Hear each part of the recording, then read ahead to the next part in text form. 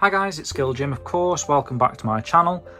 A couple of weeks ago you may have seen a video where I was showing off my entire Sega Dreamcast PAL set on these very shelves that I'm looking at right in front of me, this IKEA Calyx unit. Of course they're not there anymore, which means that I actually did end up selling them. Obviously that was to potentially facilitate a move to Japan in the future. I'm trying to downsize a lot of my collection, Dreamcast in particular, because of the fragile cases. I didn't want to risk taking them over, and actually I thought it might be quite nice to restart the Dreamcast adventure collecting, going after sort of like the Japanese versions of the games that I really enjoyed, I really liked on the system, that I want to recollect. Basically I thought it might be quite nice to go to these sort of Japanese shops and try and find them and game hunt or what these YouTubers do, and go around and try and build a bit of a Japanese Dreamcast collection, and potentially do that the same with other consoles like the Saturn and the Mega Drive. Yeah, I've kind of got a bit of a taste for that sort of future ahead of me in a sense. So the Dreamcast games were sold to a friend of mine who owns a game shop in Stoke-on-Trent called Game On. Will, really great guy, really nice guy. He's got a really great shop, to be honest. And the Dreamcast games he gave me a really fair price on, I thought, and it's nice to sort of help these small businesses, because I think he's owned games for, or this game shop for like 15 odd years now, and he did get a influx of interest in his store because of the Dreamcast games, so that was nice to see. And yeah, even like YouTubers went in there, the Gebs, if you've seen her content on YouTube, she actually went into Game On and had a little chat with Will and bought a few of my Dreamcast games, which was nice to see. Actually, a great video. I'll link that video actually below if you haven't seen that. That's a great video to watch. Actually, it was great for me because it was like insane that these were my games once, and it was nice that they're going to actual collectors anyway that has got the same sort of passion that I once had. I mean, I've still got it, it's just there's more important things going on at the moment than Dreamcast games sat on a shelf. So that's the same sort of situation that we're in for these Sega Saturn games. So in front of you here, I'm showing you, is an entire Sega Saturn PAL set. Don't worry, I don't have a set of every game console. It was just Saturn and Dreamcast because those are my two favourite consoles of all time. Hard to decide between them which is my favourite. In terms of, not even nostalgia, but just in terms of like not even a passion either. I don't know what it is about it, but the Sega Saturn, I've always felt like it was my favourite console. I think it came at a time where it was so exciting because obviously I owned a Mega Drive as a child. I grew up on the Mega Drive, and then the Saturn was like the next thing. It was like the future in a sense, and there was a lot of exciting games and just that period in time playing like Sega Rally, House of the Dead, Burning Rangers, Panzer Dragoon Saga, the demo, Nights into Dreams, man. There's a lot of great games on the Sega Saturn, extremely underrated console. But then on the other hand, you've got the Sega Dreamcast. Oh, I just noticed Sonic R as well, another one of my favourites. Sega Dreamcast that obviously had the best game of all time in Shenmue, and Shenmue 2 of course, and had some absolute bangers with Crazy Taxi, Fantasy Star Online, Space Channel 5, Jet Set Radio. You know, the list goes on, it's endless. The Dreamcast is as well. So on both sides of the coin there, you've got two of the greatest consoles of all time in my opinion. Not quite sure which one I prefer. I just like them as equal, like both my children. In a sense. Oh, that was a bit cringy. People say stuff like that on these YouTube videos. It is a little bit cringy to say that out loud. Myself, not the type of thing that I normally do say. That I treat them like my children or whatever. Anyway, let's move on a little bit because this is going to be another long one. So the Dreamcast video was like over 3 hours, and that was because of my own sort of enjoyment in a sense. I was going to go through every game, and I did go through every game, checking out the disc, the manuals, the condition really. That was mainly for my own personal record, that I've got a record of this. I once owned these games in this condition, and also for, in my head I was thinking like potential buyers. that might want to see the conditions of games. Actually, Will just sort of trusted me. Actually, I messaged him and said like they're all mint condition, and yeah, he didn't really hesitate too much actually, which was fair play to him. And we're going to be selling these Sega Saturn games to Will at Game On as well. So if any of these games take your fancy and you're within a couple of weeks or maybe even upwards of a month of the release date of this video, get yourself down to Game On, and maybe one of these games that you've got your eye on perhaps will be available in his store. Maybe you can work out a bit of a deal with Will. But yeah, so let's get into it, guys. I'm going to go through every game A to Z in alphabetical order, or at least the order that I've gone for. Like I say, T's, there's, etc. I put in the T section, so if that's sacrilege to some of you, unfortunately that's the way I roll. I like to see the first letter of the game in the alphabetical order. So yeah, let's get stuck in, guys. And this is every single Sega Saturn PAL release from A to Z. Enjoy. Right, we're going to start with the A's first, and just right off the bat, just taking these games off the shelves. Sega Saturn games. I love the boxes. I know a lot of people hate some of these Sega style boxes, like the Sega Saturn. These ones, these cardboard ones, I know are a little bit silly. In hindsight, not the best design. Same with the Dreamcast PAL cases. But there's just something about them that I really, really like. I think they just feel nice to touch. Very unique. You don't see any other sort of game in this case. This is a very unique case. I know we will get to some more like that are a bit more, I guess, like DVD sort of style, even though they're not really. But yeah, Sega Saturn cases, really unique. So I will show, like I did before, we're going to show the front, the spine and the back. I thought this might be quite interesting if you're interested in collecting for the Sega Saturn, or you want to see what a complete copy of a game looks like. Now, I said that Sega Saturn cases, they're a bit of a strange bunch, to be honest. You've got some that are like this, literally just a piece of cardboard holding two big chunks of plastic together. So yeah, very prone to the glue coming off on these things. I may have even had to stick a few of these down over the years. Perhaps not this one, I'm not quite sure. There's a little bit of a tear going on there. Like I say, very easy to damage these cases, even though this looks relatively new.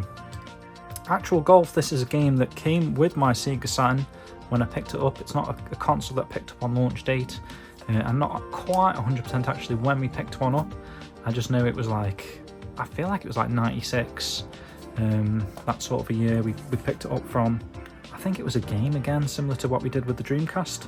Only, like I say, it wasn't launch day, but I remember them having these sort of black and white sheets, like printouts that they'd done of like bundles. So it was like the Saturn console and like 10 games. It was like something crazy. A lot of these sort of sports sort of titles with like your Virtua Fighter 2 were bundled together with games like Actual Golf and some pinball game. I remember Pro Pinball, I think. Oh, was that Dreamcast? Pro Pinball? I think there is one on the Saturn, we'll get to it eventually. But yeah, some sort of big bundle from game. And that upgrade, like I say, from the Mega Drive to the Sega Saturn was kind of mind-blowing to me. And obviously I did have a Mega CD as well, so I was like used to CD-based games, but this was like going into a 3D based console system. At least that's how it was touted at the time. A lot of these games, obviously, the jump from 2D to 3D. So let's have a quick check of all the discs again. Yeah, not really a mark on that, to be honest, that I can see. Again, we're going to have a lot of like really nice condition games. You can see just how the manual's sitting inside the case in here. Really nice overall, considering the age. These are obviously even older than the Dreamcast games. And just, again, some strange decisions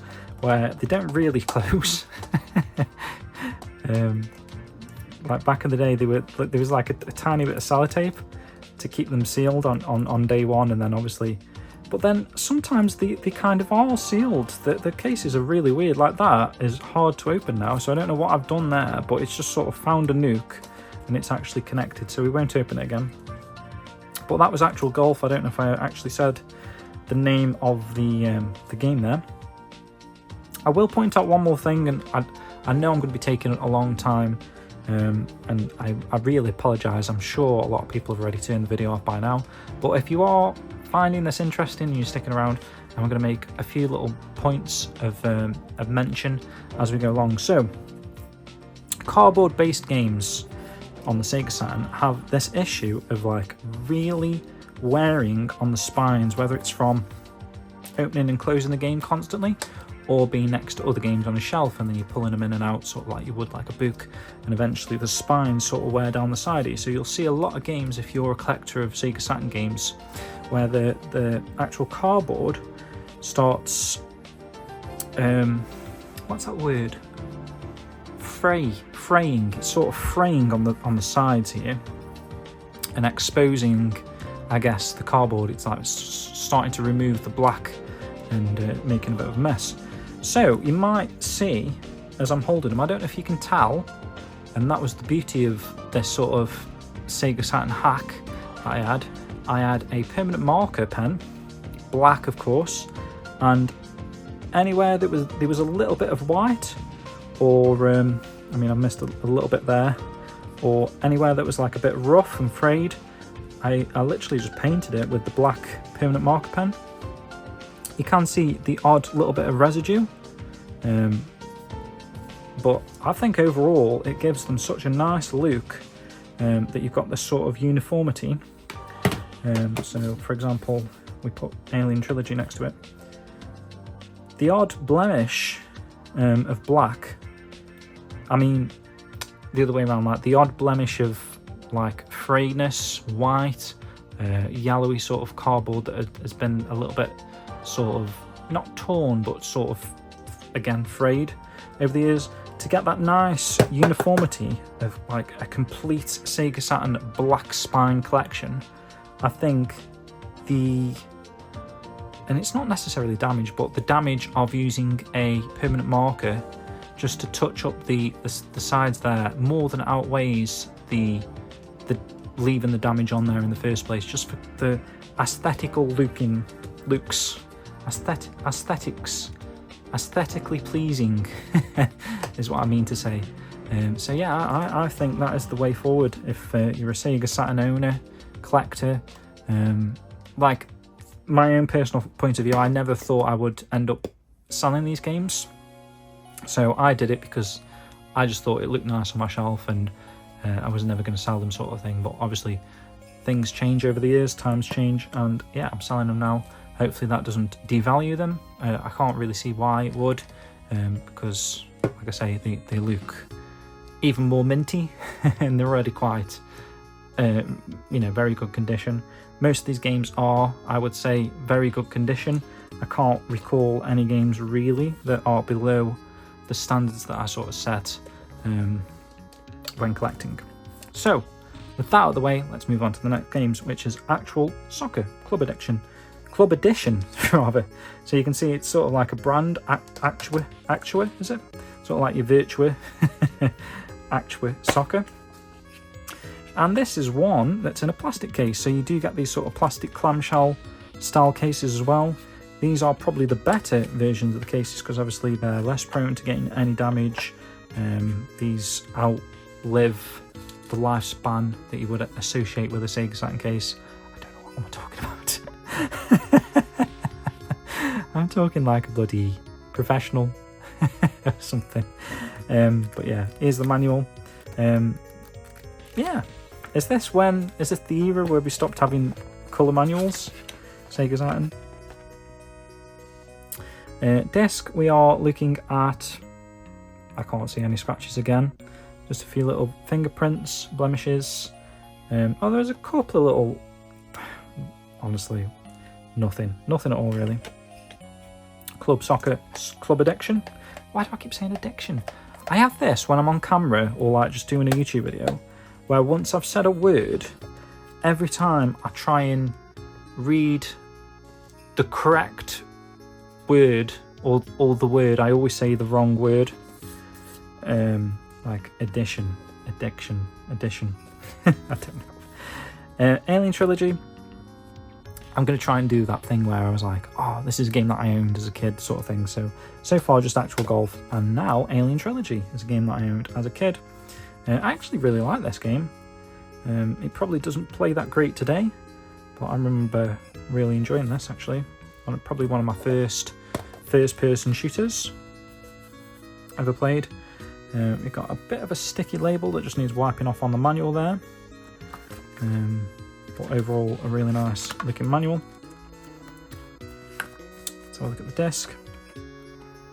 And that's another thing with the Sega Saturn cases, the discs don't really sit too well on the spindles. I mean, yeah, you can kind of see, at least the teeth don't really break on these. That does have a few light scratchings. I'd probably say that is a 7, maybe. They're just surface scratches, really. Maybe a 6.5. Alien Trilogy is a game that I, well loved as a kid. A lot of games do have this sort of permanent marker where the shop or the, I don't know if that means it was pre-owned or I'm not quite sure. But yeah, shops did that, not me, if you know what I mean. Next up is Alone in the Dark. Jack is back. Is this the very first Alone in the Dark game? Is that a daft thing to say with it being called Jack is Back? As though it's like, it's got to be a sequel, right? And see, I think I just literally did that as I put the case down because of the wonkiness and the age. I've just sort of pulled it away from the thing there. You can actually see that as a good example of the glue that they used originally to put these bits of plastic to the cardboard, which is daft. Such a daft case design, really, in theory. Even though I do quite like them still. So yeah, they've got a nice colour manual. Disc is again just quite a lot of light marks. Nothing too serious on that at all. Probably a 7 as well. Yeah, unfortunately there's a few teeth missing after I said that Sega Saturn games, you don't really break the teeth. There's just one tooth missing, and yeah, we're a little bit loose there. It just needs a tiny bit of glue to pop that back down. Next up is Amok, or A-M-O-K. Yeah, I don't really have too much to say about this game. I do think I owned this as a kid, but I cannot for the life of me remember really what the game is about, other than obviously it's a mech game. Thick manuals, quite thick manuals for back in the day. This also comes with an insert, and you may have noticed when I was going through my shelf, I have a stack of inserts. That was like an idea that was like, every time I go through a game and I see a brand new insert or an insert that I don't own, I was going to take it out and sort of have it as its own sort of separate collectible, which I think is still a nice idea. I might actually save the inserts. I've got this one, of course, so any that I've already got, obviously, they'll stay in the case. That is literally brand new looking. That's probably why I don't remember it, to be honest, because I probably tried to play it, didn't really enjoy it. Amok. And there's also a couple, looks like there was a couple of stickers on there back in the day that have been removed. Here is Andretti Racing. You can see the case is a little bit like water damaged, kind of, or at least the insert, or just cold dampiness. I think that's probably what was on there when I bought the game, to be honest, as none of my other games, as you'll see, have that effect, so it's nothing that's been like improperly stored. A few little marks on the disc, just needs a wipe really. Again, I'm not really gonna go out my way to wipe these games myself. If whoever buys them wants to wipe them, before they sell them. You know, they can do. A little bit of a nick there. And this is another type of case, your EA Sports case, where it's sort of like a strange, massive, thick case that for some reason has a second spindle holder inside the case for no apparent reason other than to completely mangle the manual as it sits in there, and this presses against it. So really strange cases there from EA. Next up, we've got Arcade's Greatest Hits, the Atari Collection 1.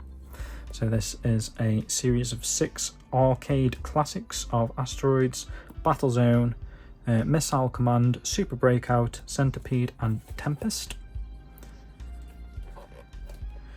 There's an original Sega seal. Oh, this is a tricky one to get out. So, unfortunately, this case has some teeth missing, which is very weird, actually, after I said Sega Saturn cases aren't prone to that happening. The disc is absolutely spotless. That's like a brand new disc. It's just a shame that the case isn't. The manual looks brand new as well. Tucked away in the back here. Yeah, perfect manual. And we've also got an old sort of insert, like a survey, is it? From back in the day. Really nice to see. Nice to see those things after all these years, if you know what I mean. Sega Saturn, we're talking, yeah, the disc doesn't really want to stay in there because of that spindle thing, which is a shame. But the Sega Saturn 95, you're talking, is that 30 years now, which is insane, isn't it, really? Next up is Area 51. Nice little arcade shooter. Not sure if I had this back in the day. I don't know, no one else cares other than me, but there's the manual. I'd always played this in the arcade. It was like one of those games that I was like, I don't really get much fun out of, but there's just something about it I like, keep coming back for more. Yeah, Area 51. And I do like a good light gun shooter, so that's probably more to the point. Next up is Athlete Kings. And considering like this is that cardboard case, it looks really nice. It still feels nice to touch. It's got sort of like a nice glossy feel. Again, you can sort of see where I've touched up some of the scuffs on the case there, just to make it look a bit more uniform and tidy. Let's have a look at the disc. Yeah, looks perfect. Not a scratch on that. Here's the manual. Athlete Kings. Another black and white manual. That might be a game I had. I'm not sure. I'm trying to think of like these sort of sports titles that they were just getting rid of back in the day. Here's probably the first rare one. I think Atari's quite rare actually. The Atari collection, maybe Alone in the Dark a little bit, but I know Atlantis is quite a rare game to find these days. Or it was rare when I was trying to pick it up. I think it's a double disc as well. Let's see. Yeah, a nice bit of bubble wrap in there as well. So again, so strange with the teeth situation, but the first spindle there is full, but the second one is actually broken, which is very, very strange. So the first disc, spotless. The second disc, because it's kind of been is that just a bit of, is that hair? Oh, it's spotless as well then. Yeah, I thought that was a scratch, but it was a hair. So yeah, again, mint condition games, apart from the case taking a little bit of a beating in the teeth department. The manual's not too bad. I do find Sega Saturn games are harder to find in mint condition compared to Dreamcast. I mean, my Dreamcast ones were minty mint. Little money spider here. Little money spider. Right, let's go to the bees. Right, we're back with the bees now. So we've got Baku Baku Anu, or just Baku Baku. Really, really fun puzzle game. Columns-like in a sense, or kind of similar to Puyo Puyo actually, where you match the symbols and then an animal will eat them. So Obviously the symbols in this case are like bananas and stuff, and then monkeys will eat your bananas, etc. Love this game.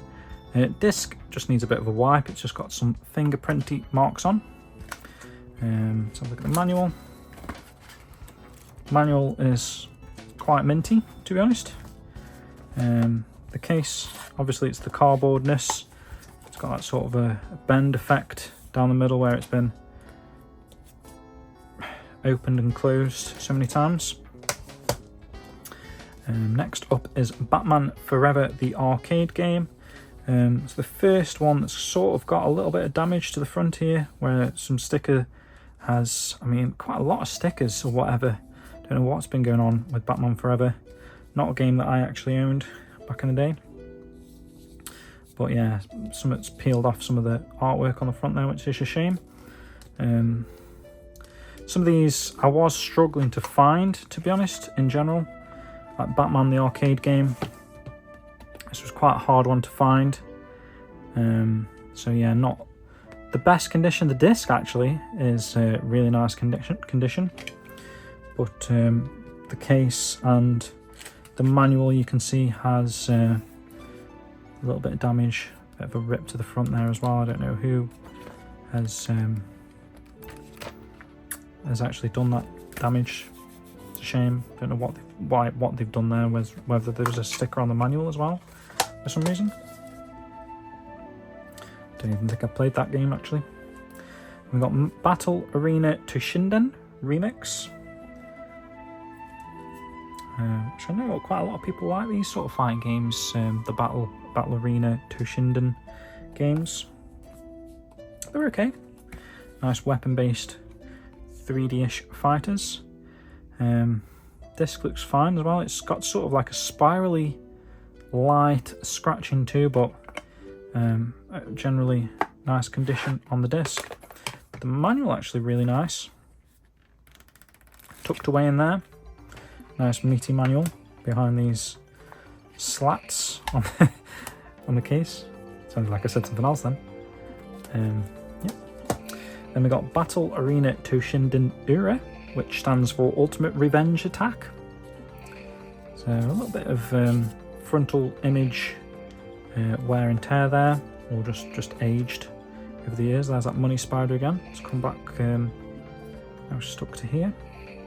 Go away. Go away, spider. Yeah. Got a little bit of damage where someone's tried to take that number off. Maybe even, no, I wouldn't have thought that'd be me. No, it's still a bit sticky actually. Like there was a sticker there, a persistent sticker. I'm not sure which one's more collectible, that one or this one.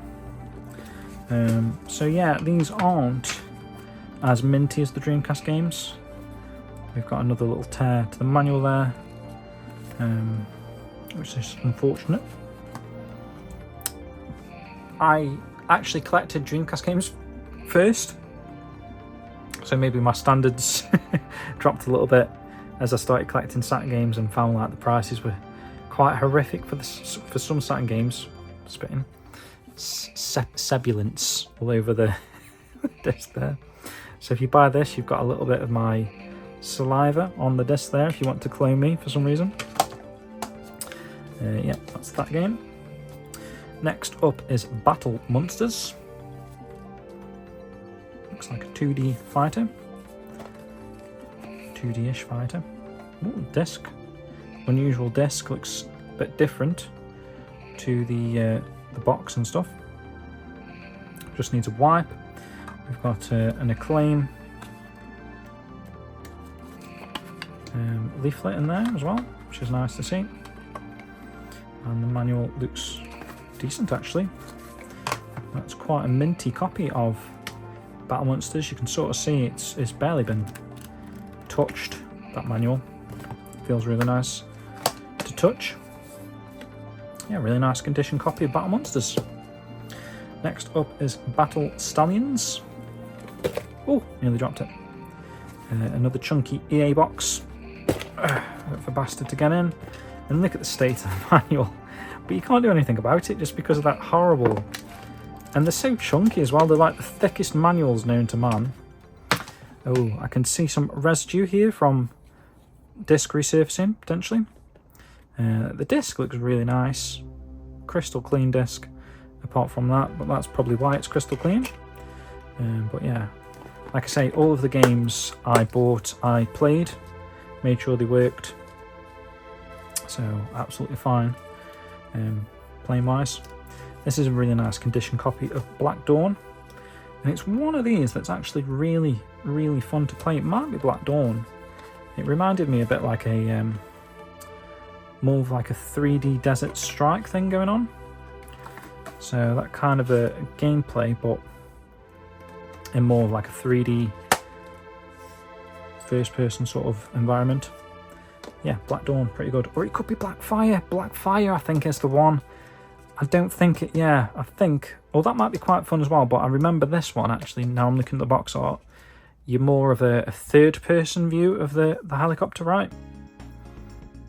Maybe not, maybe not. I don't know.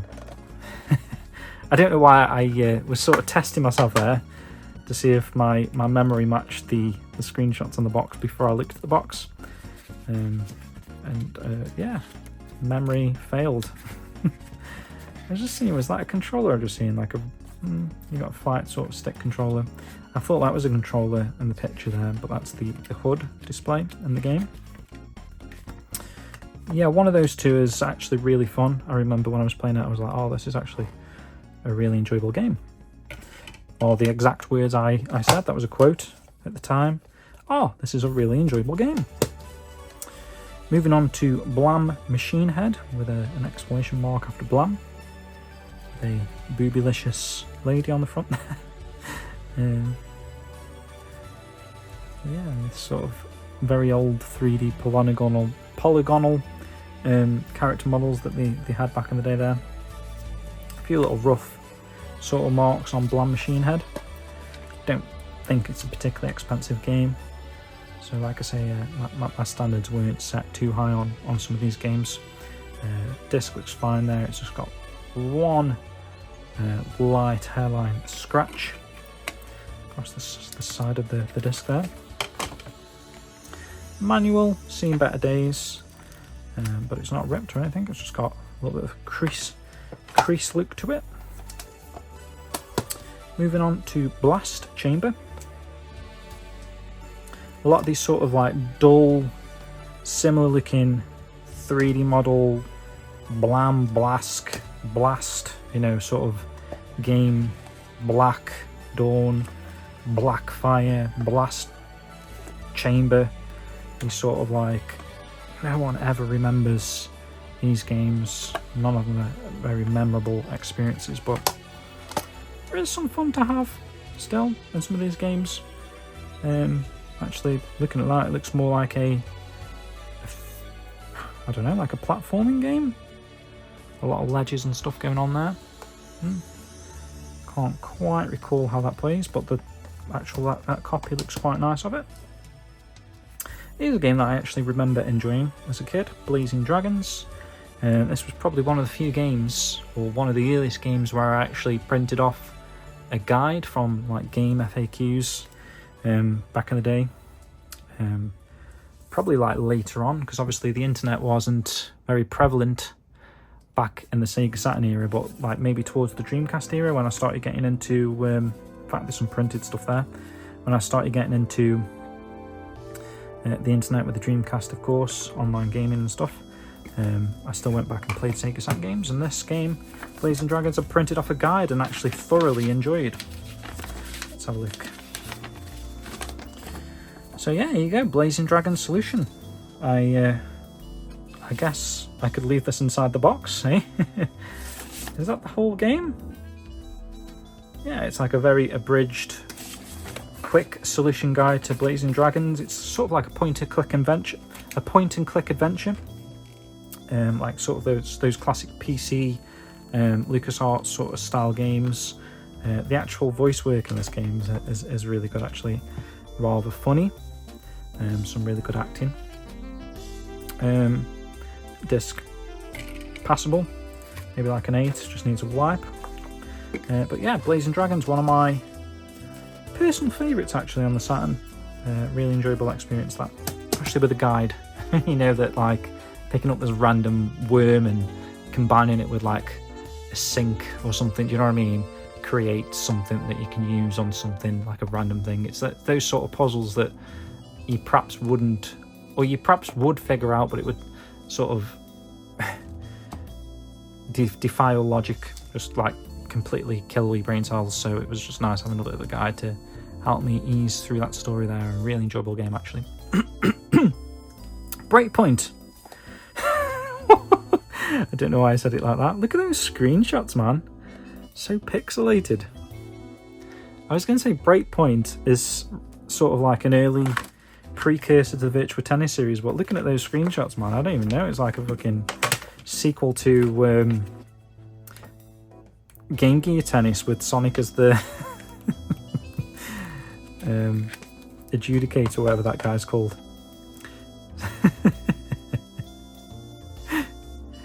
Desk looks unplayed, to be honest, so that is a really nice copy of Breakpoint. Not quite sure who that is. I probably should know. I feel like it begins with an R, the dude's name. But yeah, that's Breakpoint. Next up is Bubble Bobble, also featuring Rainbow Island. So this is one of those early Puzzle Bobble type games, although it's not the Puzzle Bobble version, it is literally the Bubble Bobble version before it went to Puzzle Bobble. Bit of a tongue twister there. I prefer Puzzle Bobble over Bubble Bobble, but it's got the same mascot type guy in. I think at some point, I think he shows up, right, the little green guy. Yeah, that, I forgot what his name is, but that little green thing that's very synonymous with Puzzle Bobble. More of an arcade game, I believe that. Next up is Bug. This is a cool semi 3D platformer. What would you call it? Sort of like a 2.5D isometric style platformer. This is great on Bug. Yeah, really fun game actually. Yeah, I like Bug. Bug and Bug 2. Casey from the Sega Lounge actually did a really good episode with one of the people that worked on Bug. I forget the guy's name, whether it was the creator, actually it might have been the creator of Bug and Bug 2. Really great interview conversation if you want to check that out. Let's just search the Sega Lounge and Bug and I'm sure the episode will come up somewhere. It's interesting having a green manual. So that's Bug 2, the sort of the rare of the two. Disc is almost immaculate. I'd give it a 9. There's a few little minor light marks on there. Front cover again with these Sega Saturn cases, because the plastic has got all these ridges and stuff.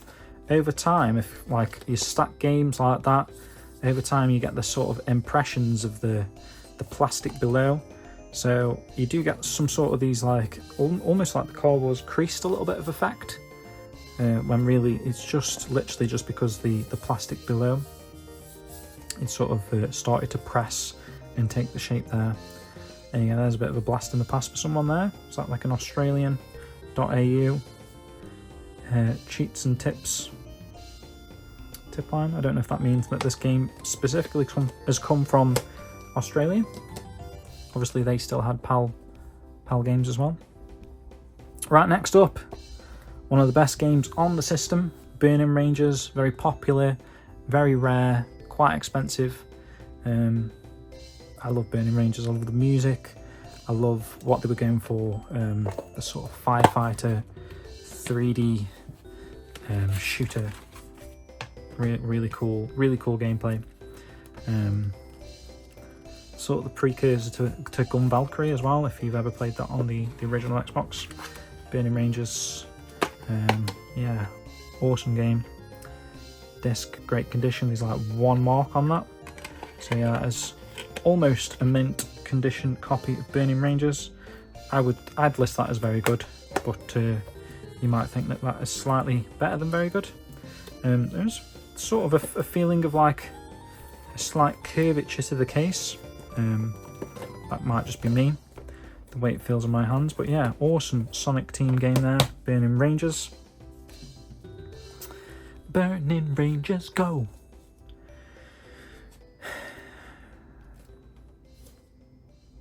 What are we on now? So this is Puzzle Bobble, isn't it? It used to be called Bust a Move, or at least the English name for Puzzle Bobble. I think we have changed it now. We've sort of adapted to the Puzzle Bobble name. But back in the day, it was called Bust a Move, and this is Arcade Edition 2, Bust a Move 2. Was Bust a Move 1 on the Mega Drive? Not sure, actually. Really not sure.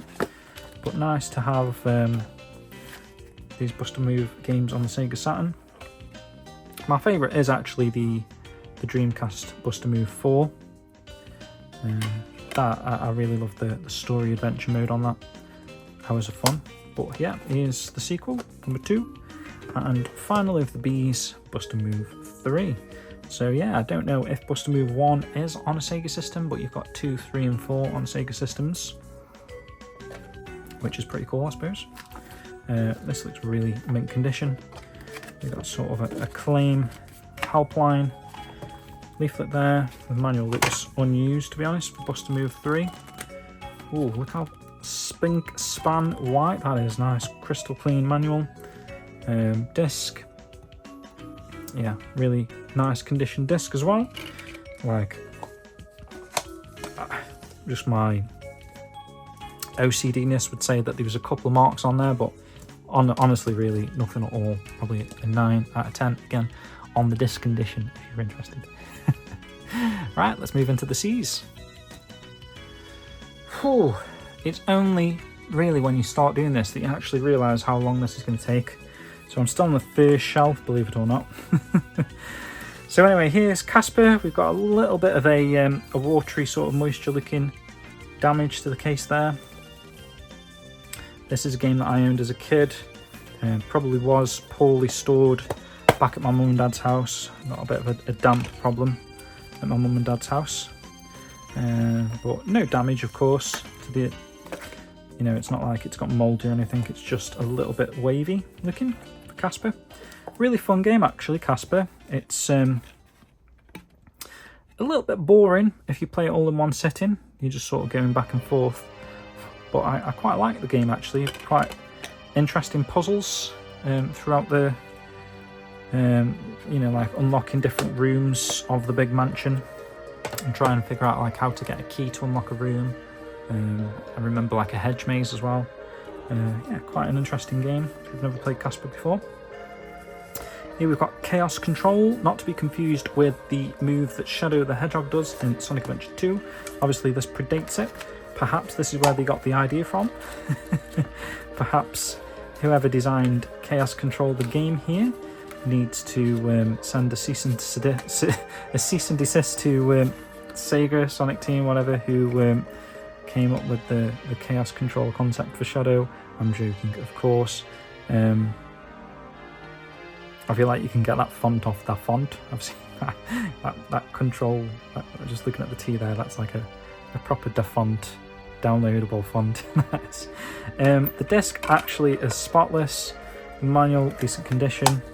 Don't really know much about the game, to be honest. It looks quite cool. Looks like a 3D mech sort of. I don't think it's a light gun game, even though it's got elements of that with the target there, a reticle, and there's the Statue of Liberty. Looks pretty cool, actually. I have played it, I just cannot remember. Here's a game that I had as a kid, possibly with that bundle from my Sega Saturn. I feel like I did have this day one on my Sega Saturn. Clockwork Knight, an absolute classic. Although having said that, I do feel like there was a Forbidden Planet or Another World that used to be called sticker down here.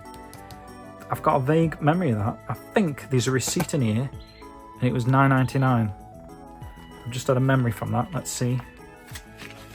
Oh, ha, ha, ha. And look at that, $8.99. Fantasy World, wow. Look at that, 10 Market Square Arcade, Hanley, ST1, 1NU.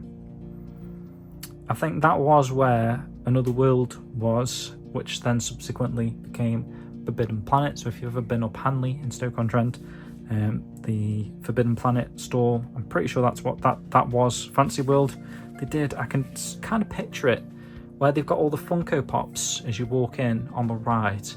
They did used to have pre-owned games there. But yeah, Clockwork Knight, absolute classic. Love this game. Love the music. Yeah, it's got to be in my top 10 on the Saturn. I'm going to leave the receipt in there for some nice collector to receive that. Bit of a memory. Till was HA3 Lee. If you worked in Fantasy World back in '98. So I bought this game in '98. Look at that. So the 18th of the 7th, which is July. So the 18th of July, 1998 at 7 minutes to 12. There you go. There's a memory for the video there. Clockwork Knight. Great game. And also the sequel, Clockwork Knight 2. Originally they were meant to be one game, one experience, but they split them off into two for some reason. Maybe it was to get more money, or they were still working on number 2 possibly. Or still working on the second half of the game, so they needed a game for launch perhaps. And yeah, really great game anyway. It's fine that they released them as 2, because in a way it's kind of a more memorable series, that there's 2 parts to it. It wasn't just a one and done. Disc has got a few marks on it that could possibly just be wiped clean. Here's the manual. Case needs a tiny bit of glue. Under here you've got that sort of looseness that these cardboard cases are prone to getting. But yeah, really nice release there. Clockwork Knight 2. And that's another thing you did find. Some of these cases came with these sort of hanger tag things, bizarrely. Not all of them do, for some reason, just a few of them. I don't know if the store put them on themselves, perhaps. Here is the original Command & Conqueror, or Command & Conquer. Primarily, I guess, known as a PC game, but yes, it did release for the Sega Saturn as well, and the PS1. I guess maybe a lot of people did play them on the PlayStation 1. 2 discs. Oh, there is a little flame. That's a weird case. I mean, that was completely broken off the Atlantis one, wasn't it? But I've got the sort of protruding one and the one that is lesser. So you've got 2 discs. The first one is GDI. It's not a GDI as in a Dreamcast file. It's got a little bit of like a water effect on there. I mean, when I did buy these games, I gave them like a spray with polish and a wipe. So that could just be a bit of a residue that's got on there from my own personal cleaning. Just needs, again, wiping off with a microfiber cloth that I perhaps didn't have access to back in the day. Command & Conqueror. Don't know why I always say that. I know it's Command & Conquer, but I always say Command & Conqueror. Perhaps it's the same spelling, Command & Conqueror. Is there an extra ER in Conqueror? Conqueror. Command & Conquer. Command & Conqueror. Not sure. There's a little brain puzzle for you that might not be a brain puzzle at all, actually. Courier Crisis, quite a rare game. I feel like this may have only been released European. Why have I got that in my head, even though it's in full English there? I feel like this was like a French game. Or maybe I'm just thinking of the Taxi 2 from the Dreamcast again. But yeah, this was a hard one, originally a hard one to pick up when I was collecting Courier Crisis. It's kind of like Crazy Taxi, but on a bicycle, and not as good. And obviously I don't think you pick customers up. But yeah, it's got that sort of Crazy Taxi feel to it. Pretty fun game. Next up is Crime Wave, and this looks really minty condition considering it's a cardboard box. The front cover there, absolutely stunning, really. Not stunning artwork, but just like a stunning the way it looks and feels. Crime Wave. Can't quite tell what this is. I've got a sort of vague recollection. It's like something HQ. What's that game called? Can't quite think off the top of my head. Something HQ, like this is more an isometric view. Chase HQ is what I'm thinking of. That type of gameplay. I feel like the Crime Wave. Croc, again, we've got the sort of moisture damage to the crinkly nature of Croc, which is a shame. I don't think it's my storage. Like I say, my office here is very well temperature regulated and humidified, if that makes sense. I think sure that the humidity of the room is between 40 and 60, as is the suggested sort of measurement of humidity for game keeping. So yeah, I think, and you can sort of tell by this one, obviously this hasn't got any of that damage, and this would have the same sort of damage as well, so I think I probably did just buy that like that. It's hard with 30-year-old games to not have, you know, with the changing of temperatures and stuff in the rooms that people have owned back in the day, stored the games on the shelves and stuff, these things are going to happen.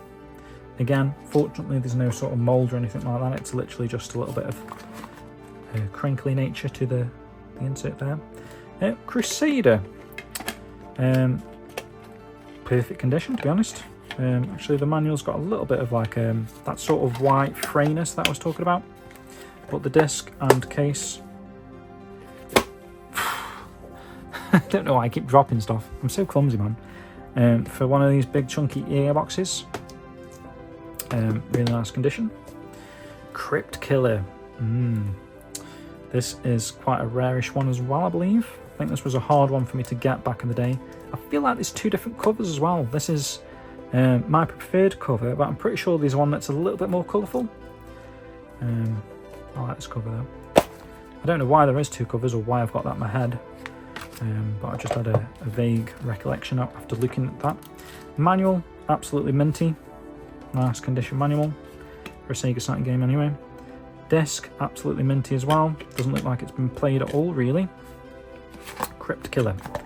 That is a light gun shooter. Konami. Next up is Cyber Speedway. Again, another one of those tags. Really nice condition. Copy of Cyber Speedway. You can hear the case, the glue, just because it's been so long stuck in that position. Like I say, it's inevitable opening these games eventually. The glue's just going to dry out. But the disc, really nice condition. Manual, really nice condition. I'm not going to mess about with it too much. Next up, Siberia. This is a game that I had with my Sega Saturn. I remember this because this is a game that I tried to find enjoyment out of. It's not the best game in the world. Probably one of the worst on the Sega Saturn if people did rank their Sega Saturn games, but I did find some enjoyment out of Siberia. Actually, I quite enjoyed it. Again, it's kind of like a sort of point and click type of game. There's just a million of ways to die. It's like rather annoying actually, and then you keep restarting from the very beginning, I feel like, until you complete the mission anyway. I remember it being very frustrating. It's sort of like a trial and error game, Siberia. Siberian girl, you know that. Right, that's the C's done. Right, we're here with the D's now, and I may have to take a little break after this because I feel like I've been talking for like an hour, perhaps even longer, to be honest. This is going to take ages. I didn't want it to be a 3-hour video, but with the waffling and the amount of games, it's inevitable really. So anyway, first up is D. It's literally just called D. This is the English version. Nice sticker still on there, even though there's a tiny bit of wear to it. Condition, really nice actually. Really nice condition copy of D. I know you've got D2 on the Dreamcast as well. It was like a US exclusive, or US Japan, I believe it did come out in Japan. Unfortunately, it wasn't a PAL release. Beloved game D2 on the Dreamcast, and yeah, this is the first one. Discs are absolutely spotless. Manual, absolutely spotless. Yeah, quite a minty copy of D, to be honest. I mean, obviously, I'd still rate that as like very good, just because of you can't really rate stuff as mint these days, even though it is quite minty, especially for a cardboard Saturn game. Next up, we've got Darius 2. fun little shmup. Ooh, this manual looks really glossy. What's going on here? Let's have a look. This also comes with supplementary information. Please note that Darius 2 uses the arcade's version widescreen mode as its default setting. To increase the screen size, simply press the right shift button on your Sega Saturn control pad. Yeah, really nice. This is my first sort of glossy covered manual there, or just something about it just looks more shiny than the other manuals. Disc is perfect. It's just got sort of like those sort of water blemishes. Like I say, when I originally tried to clean these discs. Just need a wipe that I'm not going to do. Darius Gaiden or Gaiden, Ninja Gaiden. I don't know. I always say it depends on the day, to be honest, of which way round to say. Darius Gaiden. There's the manual. Let's try and speed up a little bit. I think I did this last time with the Dreamcast games. We're going to speed up. Perfect condition disc. I think this is the rarer of the two Darius games. And yeah, again, I can't really say minty because it's sort of got the... You can kind of see the glue dots on the back there. I don't know if those are original or that's... It was peeled off and then someone's put glue dots, I don't know. You can just see the outline of them. Oh my days, look at the condition of Dark Savior there. See, considering some of the Saturn games, I was thinking like, oh, okay, they're not as good condition as the Dreamcast games, but you've got to consider this, the age. These are like 5 years long or older than the Dreamcast games, and the Dreamcast games have the beauty of being uniform with the sort of the, what would you call it? With it being a plastic as well, like a clear perspex. That might not be the right word, I don't know, but that's, you know, it's, even though they do shatter and crack, as long as they haven't cracked or shattered, the condition is generally going to be pretty much good. Whereas Saturn games, because this cardboard is so easy to scratch, damage, wear, I think to see a game like this is like brand new. I mean, it's obviously not brand new, and I've played it, and it's a really great game. I really enjoyed Dark Savior, but this just, oh my days, it's like, yeah, it has got a couple of marks on the disc, but nothing like crazy. Like that is a 9 out of 10 disc, and everything else, considering it's a cardboard Sega Saturn game, the manual is crispy, 9 out of 10 manual. The case, for what it is, I guess it's 9 out of 10, but I think that's a 10 out of 10 copy of Dark Savior, in my opinion. Next up is Dark Light Conflict. Another one of these daft EA cases. There's a manual. There's the disc. Nice big Electronic Arts logo down the middle. Again, just sort of like watery looking residue. Whether I used a bit of lime scaly water to wipe these discs with, I don't know. Again, they just need a wipe. Daytona USA, and again, really nice condition copy of Daytona USA, you know. It just looks so crystal clean. Such a nice condition copy. The manual looks nice, it's got a nice glossy effect to it. Love it. Disc, yeah, a couple of marks on there, maybe a 9 out of 10 again on Daytona USA. That is a nice 9 out of 10 copy of Daytona USA, in my opinion. Then we've got Daytona USA Championship Circuit Edition. Again, really nice condition, which is very rare for these cardboard releases, like I keep saying. Ooh, we've got a really humongous looking image on the manual there, really nice. Sideways manual, nice yellow disc, not a mark, just a little blemish on there that we can just remove. Got one of those inserts as well to boot.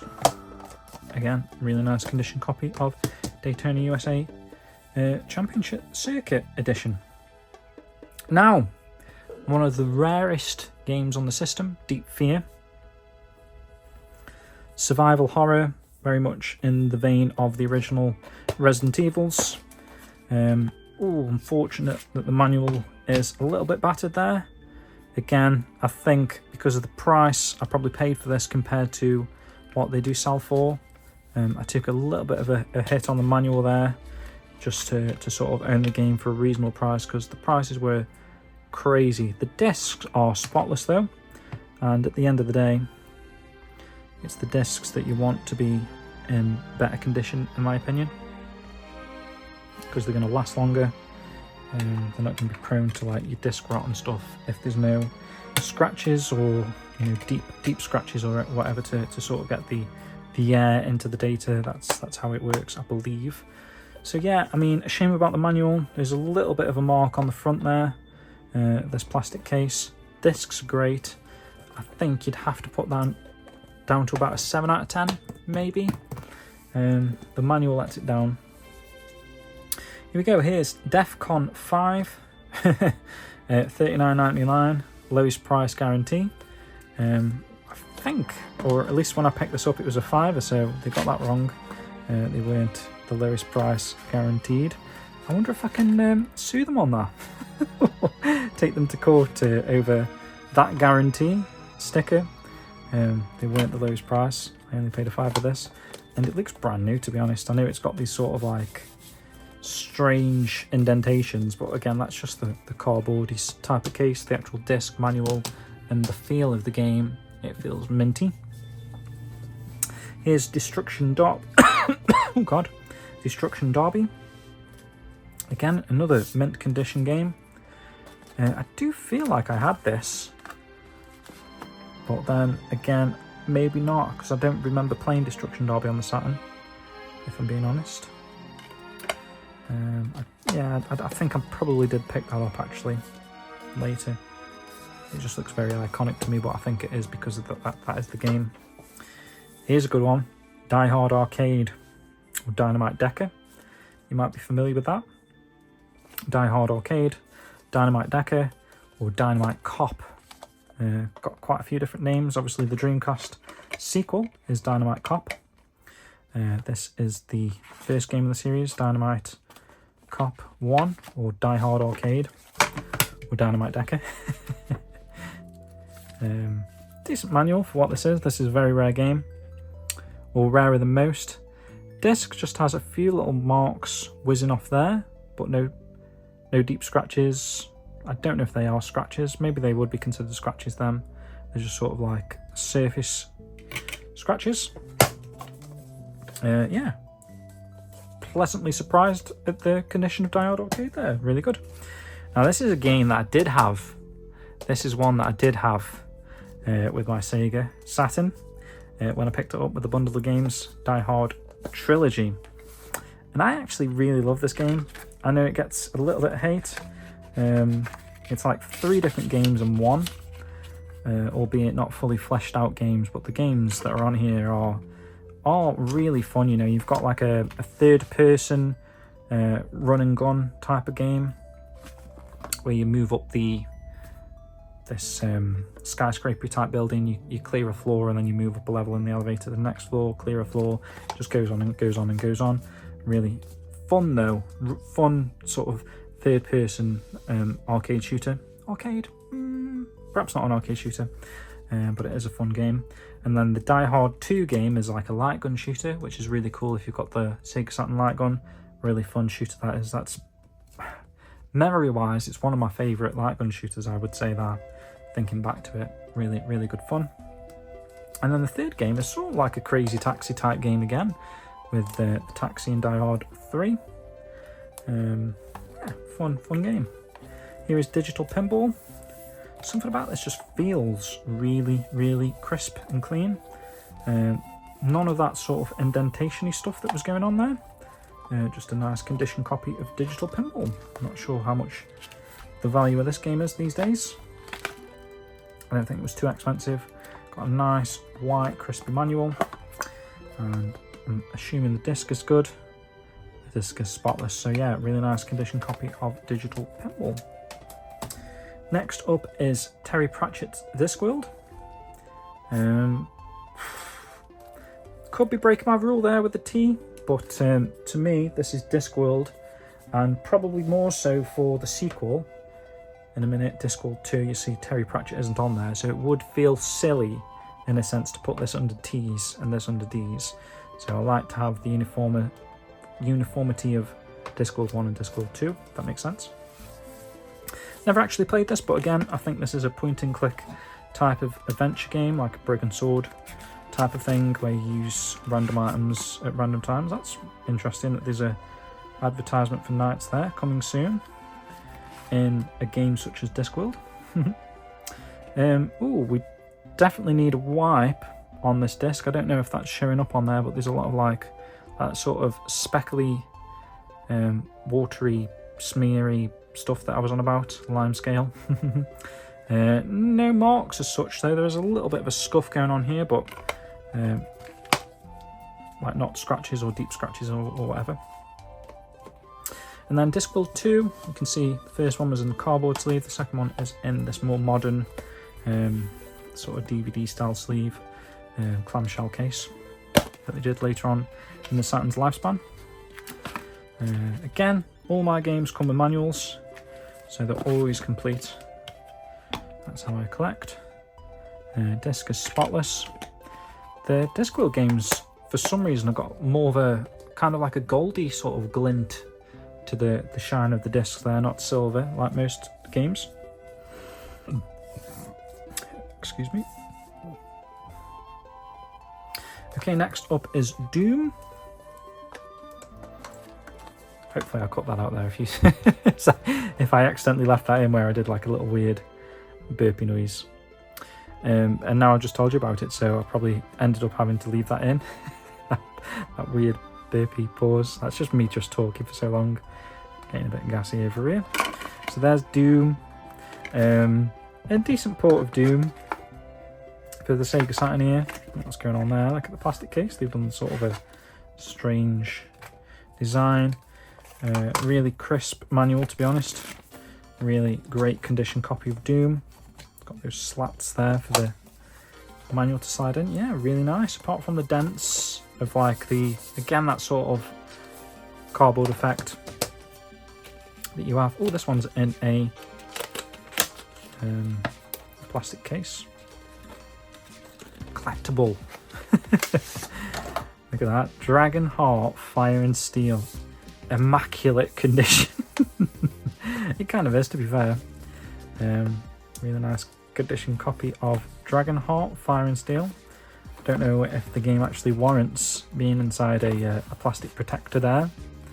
But it's nice that it was. Yeah, absolutely minty. Comes with a claim insert. Very much great condition copy of Dragon Heart, Fire and Steel. Don't really know much about the game, to be fair. What type of game was it? Let's have a look at the screenshots again. It looks like a side-scrolling, but sort of like your Mortal Kombat pre-rendered sort of character models. This, I believe, is a Portuguese exclusive Sega Saturn PAL game. And there's a Sega Portugal sticker on there. Dragon Ball Z, The Legend. Really difficult this was to find back in the day in good condition. With a manual as well. A lot of the ones I was looking at are like manual-less, I remember. Got a good memory of like actively trying to find this game back in the day. Difficult one to find. Disc is minty. Really nice condition. Copy of Dragon Ball Z The Legend. Yeah. Don't think you'll find much better than that, to be honest. Last couple here, Dragon Force, another super rare game on the Sega Saturn. Again, feels really, really nice condition. Nice purpley colour artwork. I love the artwork of Dragon Force. Let's take a look inside. Ho ho ho. Yeah, there's sort of like a filter look about the artwork. Not like sepia or something like that, but there's definitely some sort of Photoshop colour filter on there. It's got a nice look about it, really popping to the eye. Oh my god, that is a mint, absolutely mint copy of Dragon Force. Again, I don't think you'll find a better copy of Dragon Force if you tried, to be honest. Wow. That's like definitely at least a 9 out of 10 Dragon Force, which is cool to see. Next up is Duke Nukem 3D. Again, a really nice condition copy. The conditions of the games are actually getting better for some reason. This first one's a little bit rough, but we've actually got into minty condition territory now. So there's Duke Nukem 3D, absolutely mint condition disc as well. Perhaps not the best game that you want in mint condition compared to some of the others, but yeah, very, very minty condition all the same. Nice to see. And that is the end of the Ds, and I'm going to take a little bit of a breather. Oh.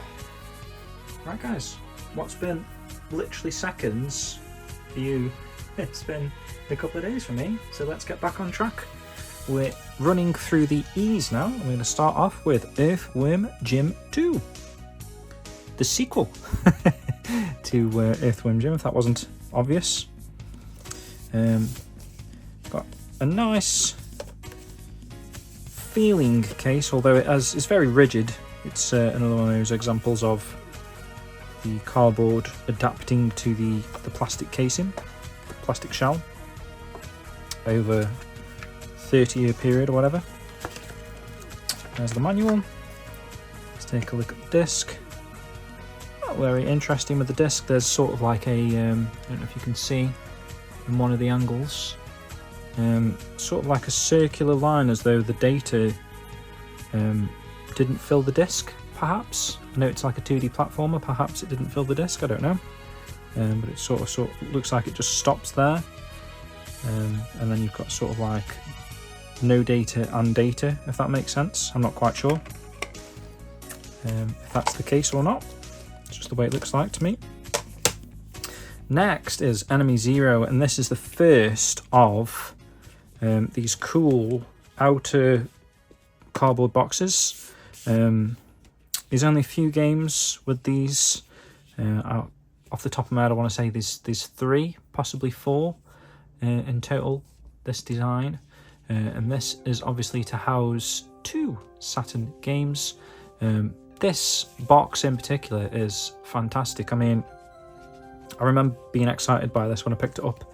Originally I thought, wow, that is cracking condition, considering the age of sort of a cardboard box type of thing like that. So let's have a look at the notable damage.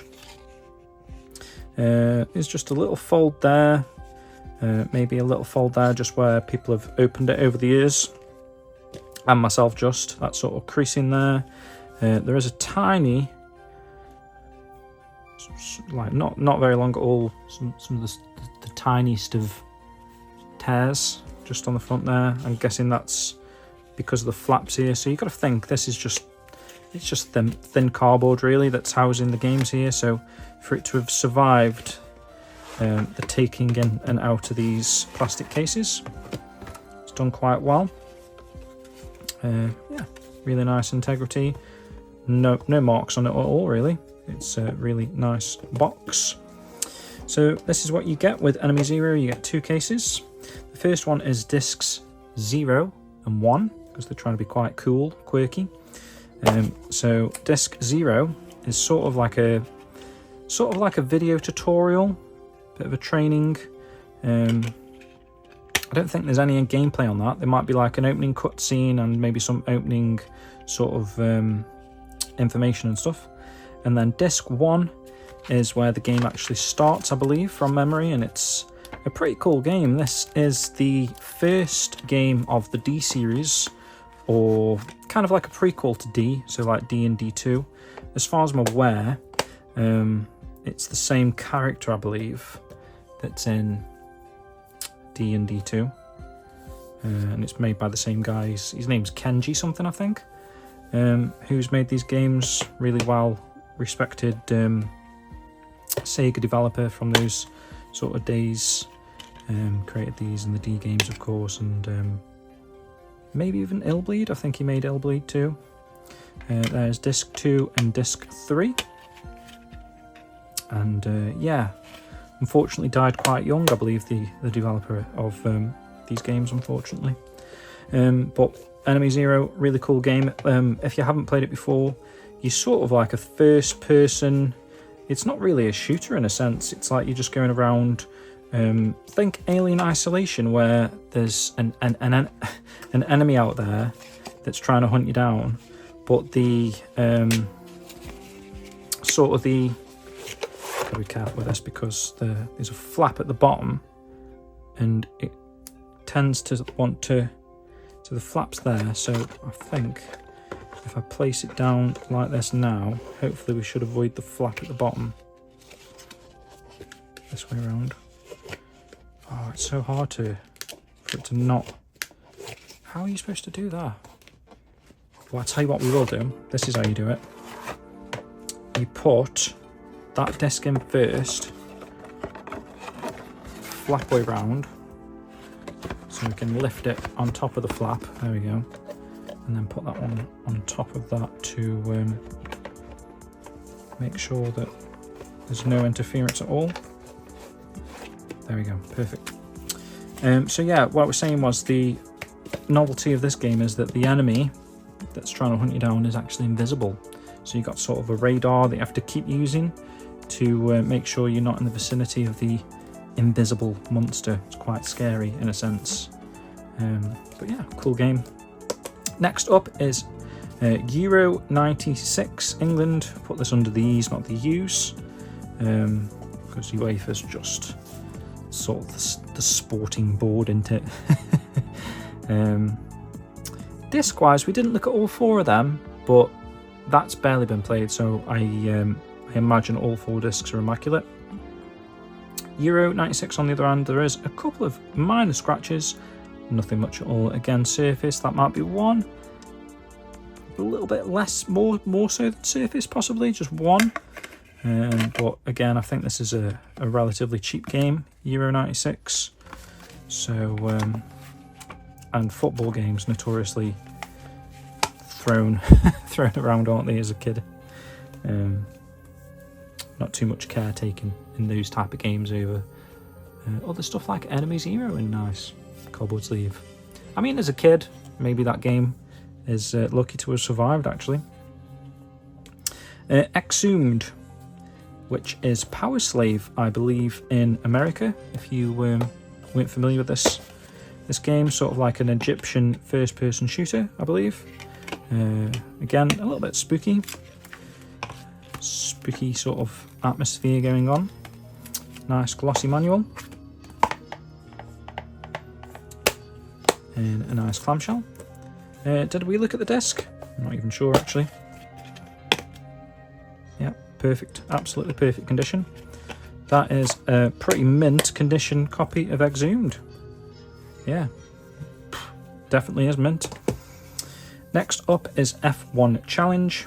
So we've come out of the E's, we're moving into the F's now. Not a bad copy again, just that sort of typical cardboard curvature. There's the manual. Let's have a look at the disc. Perfect disc. Not a mark on there, which is nice to see. Yeah. Next up, we've got a couple of these EA Sports humongous boxes. This is FIFA 96. Again, like I say, football a little bit more damage than a regular disc. But again, I mean, I'm looking at it, it's like literally 7.5 and 8 probably, that disc. Not bad at all. Nice thick chunky manual. Ooh, one of the few cases that hasn't got a spindle there. They put an extra one down there though for some reason. Maybe it's personal preference. Do you want the disc up or do you want it down? You can decide. And yeah, we've got a nice EA Sports catalogue of sorts here. Theme Park, great game. Dungeon Keeper, don't think that ever got released, at least over here. If it did, I haven't got it, and I've got a full PAL set, so yeah, there we go. Moving on, we've got FIFA 97. Didn't actually realise there was 3 in a row FIFAs on the Saturn. So just noticed we've missing the peg thing at the top there, that, you know, the sort of the coat hanger of the boxes. This does have a spindle there for some reason. We do have a nice insert, a manual, and let's check out the disc. Again, just a few marks on there.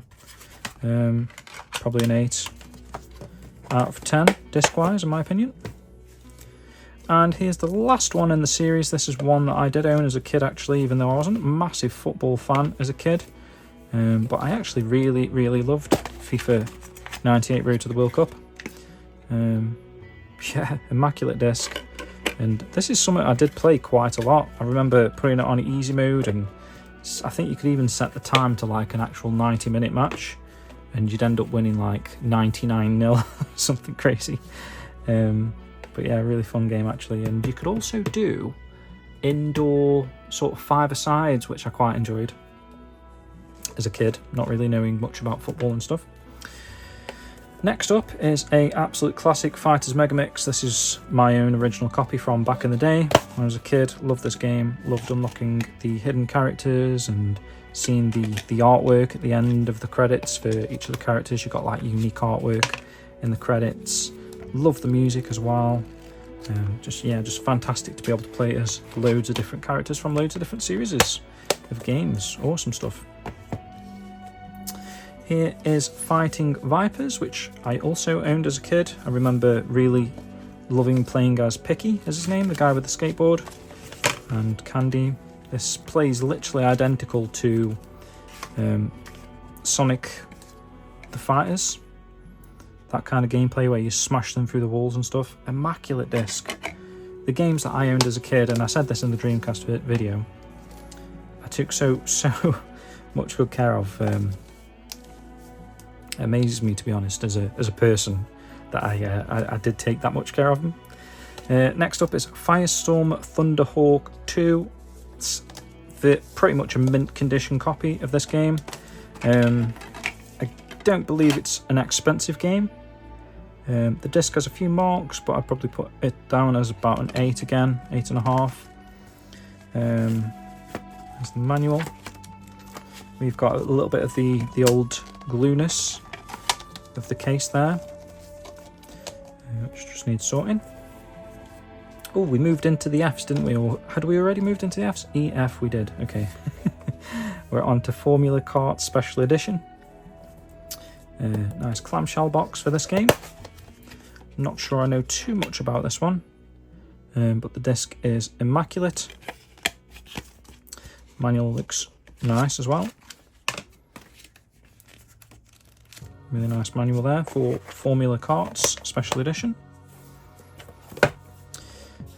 Next is Frank Thomas Big Hurt Baseball.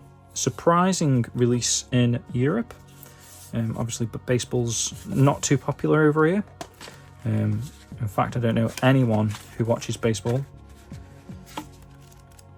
But baseball games are quite fun. I've not ever played this game before. I mean, I've played it when I bought it. Give it a go. It's a hair. Immaculate disc again. Played a couple of rounds probably when I first had it, but I don't really know much about it. But there is a baseball game later that I know a little bit more about, because that was one of the sports games that came with my SEGA Saturn back in the day. Next F, and the last F I've just noticed, is Frankenstein Through the Eyes of the Monster. It says, wake up, it's time to meet your maker, starring Tim Curry, of course, of Home Alone 2 fame. Probably more. Is that? Not sure why it's in a sleeve, considering the teeth of the spindle is perfect. You know, he's the hotel guy, isn't he? Tim Curry. Have a lovely day. Oh, he also does the voice of the Wild Thornberrys, that guy. You know what I mean? You know what I mean. Disc is immaculate. Looks like it's never ever been played, in my opinion. Just looking at it. Not quite sure what type of game it is. I feel like it's a point and click type of game, but I couldn't say for sure. Right, moving into the G's now, we've got Galactic Attack. Vertical shmup. You gotta put your TV in tape mode or tate mode, whatever it's called. This is a fun game, to be honest. From memory, I remember having a lot of fun with this Galactic Attack. If you like your shmups, which I do. Yeah. Like one hairline little scratch on there. Nothing major at all. Very nice condition copy of Galaxy Attack. This is one with interesting artwork. Almost looks like one of those very old anime shows. Galaxy 5, maybe it's based on an anime, I'm not sure. It's a Sunsoft game. There is unfortunately a little bit of tape around here. I believe this is quite an expensive game, or it was, so I obviously would have picked this up relatively cheaply. And in fact, I feel like this was never for sale, and then this one popped up. I was like, oh, I have to pull the trigger, because you don't see this one very often. The manual looks like it's taken a little bit of a beating.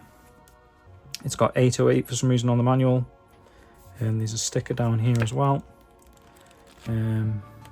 Inside, the manual's quite clean. Let's have a quick look at the disc. Surprisingly, the disc is absolutely immaculate, so it's crazy that the box has taken such a beating. There's also one of these stickers on the disc, which is a bit disgusting, really. I don't know why game shops do stuff like that. It actually looks like a one-on-one fighter, which is surprising. Based on the cover, again, I would have expected it to be a shmup, perhaps. But no, it looks to be like a rare space 1v1 fighting game. Looks quite cool, actually. But yeah, like we're saying, the tape there, obviously the cardboard, or is that the same with these? Yeah, so the cardboard that they've used is just quite thin, actually, when you actually look at it. And it's glued to the plastic here, and rather than gluing it back down, it looks like this individual has sellotaped it to the box, which is rather unfortunate. Glue's better, of course, if you do it properly. Next up is Gex. Love this game, had this as a kid. I love his little catchphrases that he does. Yeah, I really like Gex, actually. Going through the TV, yeah, I remember it now. Sort of like, if anyone's ever seen the movie Stay Tuned with the TV remote, where you get sucked into the TV, it's kind of what's going on in Gex. He gets sucked into his TVs, and a lot of like very classic pop culture references from back in the day. Gex. Gen War, condition wise immaculate, by the way. Like I say, Gen War, not one I'm too familiar with. A bit of bobbling there where the cardboard has been squashed into the box. Nice manual. Disc is immaculate. Very nice copy of Gen War. Next up is Golden Axe the Duel. Pretty cool game, pretty cool 2D fighter based on the Golden Axe franchise. And also got an insert in there. The manual looks like it's never been touched. Absolutely perfect manual. Let's have a look at the disc. Immaculate disc again. A tiny couple of scuffs actually. It's probably like a 9 out of 10 for Golden Axe the Duel. This one we've got in a seal for some reason. Grid Run. Let's take a look at this game. Yeah, not bad condition overall. A couple of sticker marks. Let's peel the artwork off very slightly. Oh, this is a tight bastard. There we go. Got some bubble wrap in there. I'll have a quick look at the disc first. Oh, there's one hairline scratch. A little bit deeper than scratches on other discs. Like that you can actually feel with the nail. But The rest of the disc is completely fine, so it's a shame. Hopefully it doesn't interrupt your gameplay there. Manual has seen better days. It's got sort of like almost like someone spilt some drink on it and then quickly soaked it back up before it did too much damage, and there's also some teeth missing as well. So probably the seller that I bought it off thought if I put it in a plastic wrapper, I can say that this game is very good condition, whereas probably without the plastic wrapper it would be just good. Next up is Guardian Heroes. Ooh, quite a nice copy of Guardian Heroes. Oh, there's a shame there's a tiny tear to the back in there where obviously that original sellotape that keeps them closed is. Someone's just yanked it off, probably been like, probably day one, probably when they first opened it, they were like, oh, bastard. That kind of a thing. But Guardian Heroes, great game. Classic on the system, of course. Is that a sticker? No, I was going to say it's even got the original sticker on there, but it hasn't, because it's not a sticker, it's printed on. Let's take a look at the manual. Let's put this down. Yep, decent manual. Disc, immaculate, not a scratch. Not a mark. So yeah, fantastic condition copy of Guardian Heroes, apart from the tiny tear to the front. Well, to the rear.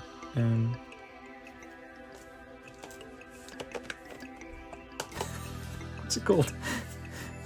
It's not an insert. It's just the rear of the case or whatever. Last up in the G's is Gun Griffin. Again, just these type of cases, the cardboard ones. It's just a running theme, isn't it, with the dimples. Nice thick manual again. Gun Griffin disc. Oops, it's not a hair, is it? Oh, I don't know. It seems to be wiping off, but there's possibly one little very tiny mark there. I'd give that a 9.5 with my strict conditioning. Yeah, nice game. Okay, we're moving into the H's now. We've got Hang On GP96. Gorgeous copy of Hang On GP96 here. Feels really nice and smooth to the touch. A little bit of like a yellowing blemish on the back there. But yeah, great condition copy here. The disc just needs a wipe really. It's just got fingerprints on it. But other than that, looks great. Manual. Let's put this down. Great manual. Sort of like a 3D hang-on type game. Not really so much like the arcade originals. It's kind of more like Road Rash actually, but obviously without the punching and the kicking. It's just more racing than but that kind of graphical look and feel, you know what I mean, Road Rash style. Hardcore 4x4, it's a game that I had, I think this might have been one of the games that was included in that huge bundle with my original Saturn. Not one of my favourites, to be honest. Immaculate disc, doesn't look like it's been played, even though I would have played it quite a bit as a kid. But like I say, it wasn't one of my favourite games. Quite tough, I feel like, to get first place in that. Next is a interesting game called Hebereke's Popoito. Hebereke's Popoito, if that's how you pronounce that. Very much like a Puyo Puyo type of game, and the way it looks as well. Decent copy here. We've got a sticker there that possibly could get, I don't know, hair dried off or removed very, very carefully. I've left it on because I didn't want to tempt fate with it. It's got a little bit of like that sort of bobbly feel to it. Disc is decent actually. It's got a few scuffs on there. I'd probably give it like an 8.5 out of 10 on the scuffer meter. Manual, really nice too. It's Quite an uncommon game, not quite sure how expensive that is these days, but I remember that not being so easy to find at the time. Right, next up is Hexen. A game that actually has been sort of recently teased for getting like a remake or a remaster, right? I know, was it Phil Spencer wearing a Hexen t-shirt at one of those recent Microsoft events a year or two ago? I don't know if anything ever emerged with that or what. We've got a couple of scratches, just minor ones. I'd probably give that a 7 out of 10, 7.5. Few and far between the scratches, but there is a few scratches.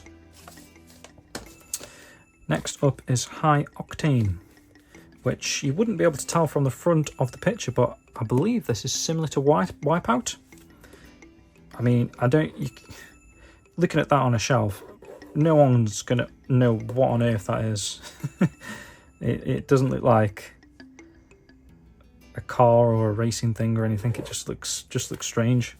But yeah, it's like a combat Wipeout type of game. High Octane manual looks perfection, like it's never been touched. Disc just falling into my arms. Disc's just got that sort of watery effect that we've seen in some of the older games that we were looking at a while back in this video. Again, just needs wiping. Comes with an insert. Decent copy overall. Hanger's still clinging on for dear life. Next we've got Highway 2000, which I remember this being a tricky one to find online. I don't know if it still is or it just happened to have been at the time.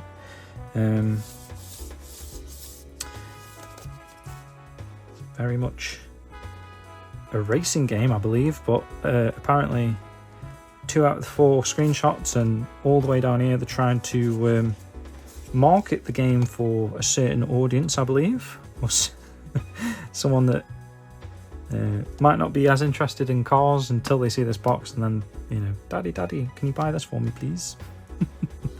Unfortunately, we've got a chunk of the artwork missing there. I mean, it's nothing too major. You can sort of fill in the blanks, can't you, with the logo, the shadowy edge of the screen there, and perhaps if you know what the writing is, you could write it on yourself, or maybe just reprint that part of it.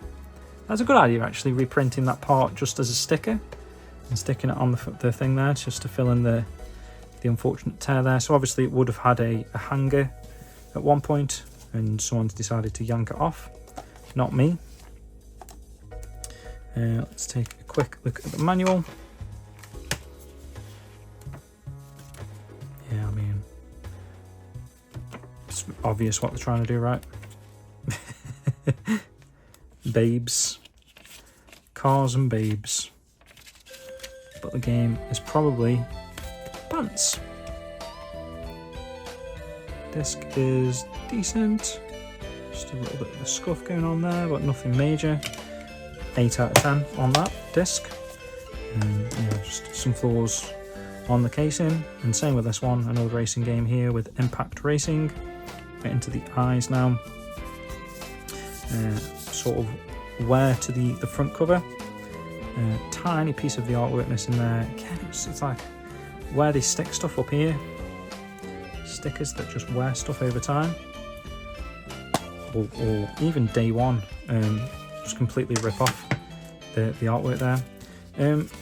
Not sure what's going on with this manual, whether this is a complete manual. It's very, very thin, and obviously has seen many better days, I'm sure. Let's see how many pages. So it goes 4, 5, 6, 7, 8, 9, 10, 11, 12, 13, 14, 15, 16, 17, 18, 19. It's all there. It's even got some passwords there. Bonus levels. All looped up or something. And an advert for Victory Boxing. So yes, bizarre, insanely thin manual. And for some reason, I don't know if someone was accidentally sitting on it and didn't realise.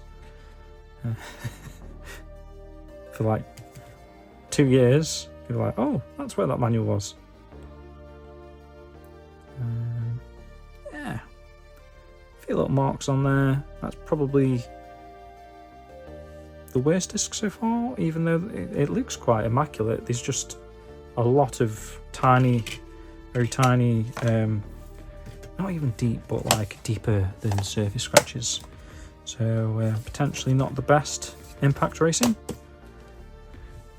That's me. Right, Independence the game next. This is the English version, in case you weren't aware. Clamshell type game. Let's have a look inside. Manual. Disc. One little hairline scratch there, but other than that, looks fine. Feel like I played that much, if at all. Yeah, not sure if that's any good or not. This looks a bit like Deadly Skies, which I really liked on the Dreamcast, but not sure. Movie licensed game back in those days. Hit and miss, right? Next up is In the Hunt, which is another quite rare game. It was hard to find this game when I was searching. There's a little bit of a scuff there to the artwork. Another chunk missing. We've had quite a few in a row here with tiny pieces of artwork where the sticker and they've yanked it off for some reason. Got a couple of extra stickers on this box for some reason. Not sure what's going on there. But we do have a manual and we do have a disc, and the disc is immaculate. So apart from that little scuff and that rip there, that would have been a mint condition copy of In the Hunt. So that's a shame. Talking about mint condition games, this one feels incredible. SEGA Sports International Victory Goal. So obviously just International Victory Goal. Almost got a tiny bit of cramp then in my foot. That moved and it stopped. Yeah, one of the mintiest games I've got, to be honest, and it's a football game. Almost looks brand new. If you can get brand new Saturn games, I don't know. Iron Man XO Man-O-War in Heavy Metal. That's a title and a half, isn't it? Iron Man XO Man-O-War in Heavy Metal. So we're missing the hanger section of that. To be fair, on shelves they were a nuisance, so I can understand why people probably would have ripped them off. Or like this guy's done, he's cut it off. Because if you've got like a shelf that is DVD height, or you know this sort of box height with things, same with the Mega Drive games. If you've got a shelf that doesn't like that, it can be difficult, or stacking them makes them difficult. Immaculate disc. Manual. Decent overall. Yeah, really nice copy of Iron Man. Right, we're into the J's now with Jewel of the Oracle. This looks, from the front anyway, almost mint. But again, another person's taken off the hanger. It's just left a little bit of a slight sort of,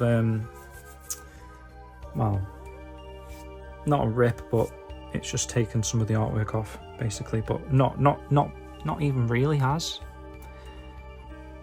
Just a very light amount of artwork. This looks like a point and click adventure. Sunsoft game as well. There's the manual. Disc. Ooh, disc is one of the craziest looking discs so far. Overall very light scratchings, not too much going on there.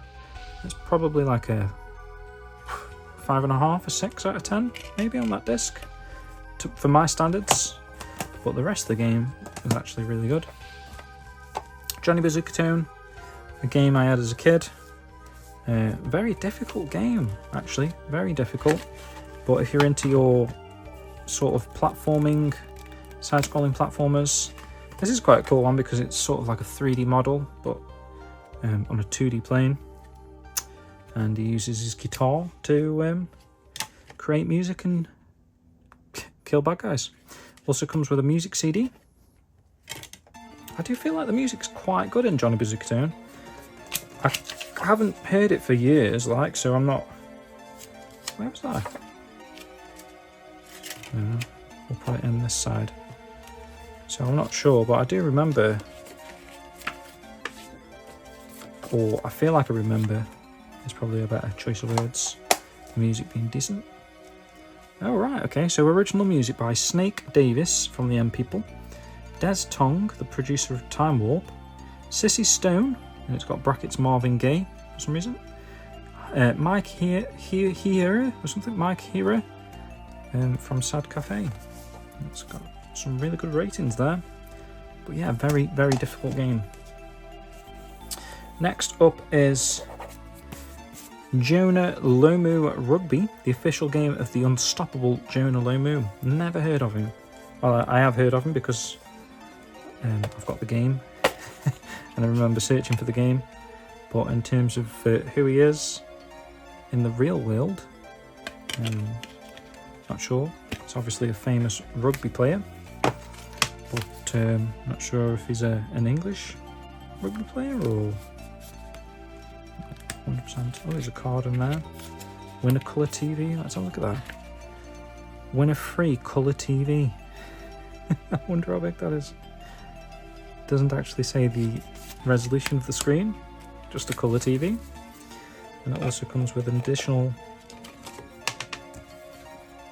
Jonah Lomu Rugby card. It's got the commands for some of the moves. Scrum there, what you can press. That's quite cool. Nice extra instructional card thing.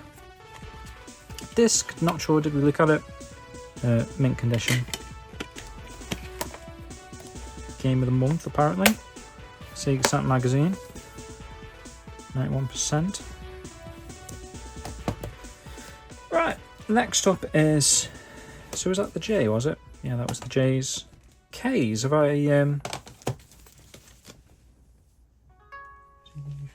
JK, oh, okay. So there's only two K's, got a little bit confused then. So this is an immaculate looking copy of KO2 Flying Squadron. And it feels amazing to touch, it's kind of a bit more glossy than some of the other games. It's still got its original hanger there. In fact, the middle of the hanger hasn't even been broken. Gameplay, really fun 2D platforming type of game. There's also like shmup elements in there as well, but extremely hard, like Dark Souls hard type of game. Disc is, oh my goodness, honestly, that is like brand new. That is like a brand new copy of KO Flying Squadron. In fact, I feel like I remember it was listed as new. And yeah, I can see why. That's probably the mintiest game in my collection. And I believe KO2 is quite a rare game. That's one of the minty games I've got. Next up is Crazy Ivan, a game I had as a kid. I actually quite enjoyed this game. I kind of want to play it now, actually. I forgot what the game is actually like, but I do remember having like fond sessions on this. Immaculate disc again. So yeah, the Saturn collection, I mean, maybe similar to my Dreamcast collection, where there's a couple of games that was like not perfect condition, not mint condition. Saturn maybe more so has got less perfect condition games that I own, but I'm also again surprised at how many mint condition games I do have for the Saturn, considering the cardboardness and whatnot is in some ways harder to maintain than the Dreamcast fine bone china cases that they come in. Right, let's move into the ALs next. We've got Last Bronx in a clamshell. Really nice condition. Oh, look at that thick manual, man. Saturn manuals are really cool, you know, to be fair. I know they're unnecessarily thick and in about 50 different languages, but there's something about them I quite like. Disc is immaculate. very minty condition copy of the last Bronx there. The only thing that probably takes it down is a tiny little scuffing on the spine there, but nothing much at all really. Let's try and get that on camera. Next we've got Lemmings. Straight off the bat there, there's a little bit of a missing of the artwork there where the sellotape's been peeled off, but not on the back. Other than that, yeah, looks decent. Disc just needs a wipe. It's got that sort of watery effect going on for some reason.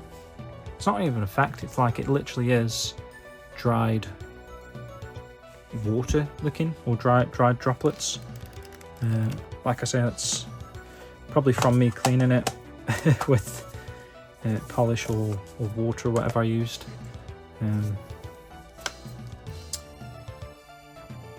But you know, they don't affect anything. That's the data's below the disc. I'm not going to go into that. I don't know why I started going into that, but if you know, you understand.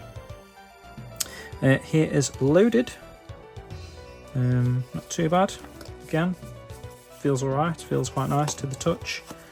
Just a bit bobbly again. There's the manual. Thick manual. Disc. Yeah, immaculate. Just needs a wipe. Is that an S I've just seen on the disc? Oh no, that's part of the artwork. That little squirrel there. Next up is Lost Vikings 2, a game I owned as a kid. Hopefully I've remembered to say that. Not that it really matters, I suppose, but just kind of nice to know what you had, right, as a kid. Lost Vikings, pretty fun game. One of the few games I can stand where you play as multiple characters at the same time and you sort of swap between them. Just because it's, yeah, quite interesting, fun puzzle type of game. Disc was immaculate copy of Lost Vikings 2. Next up is Madden 97. Not really into American football, so I haven't personally played this. I've made sure it works, but I've not played it. Disc is immaculate. Next we've got Madden 98.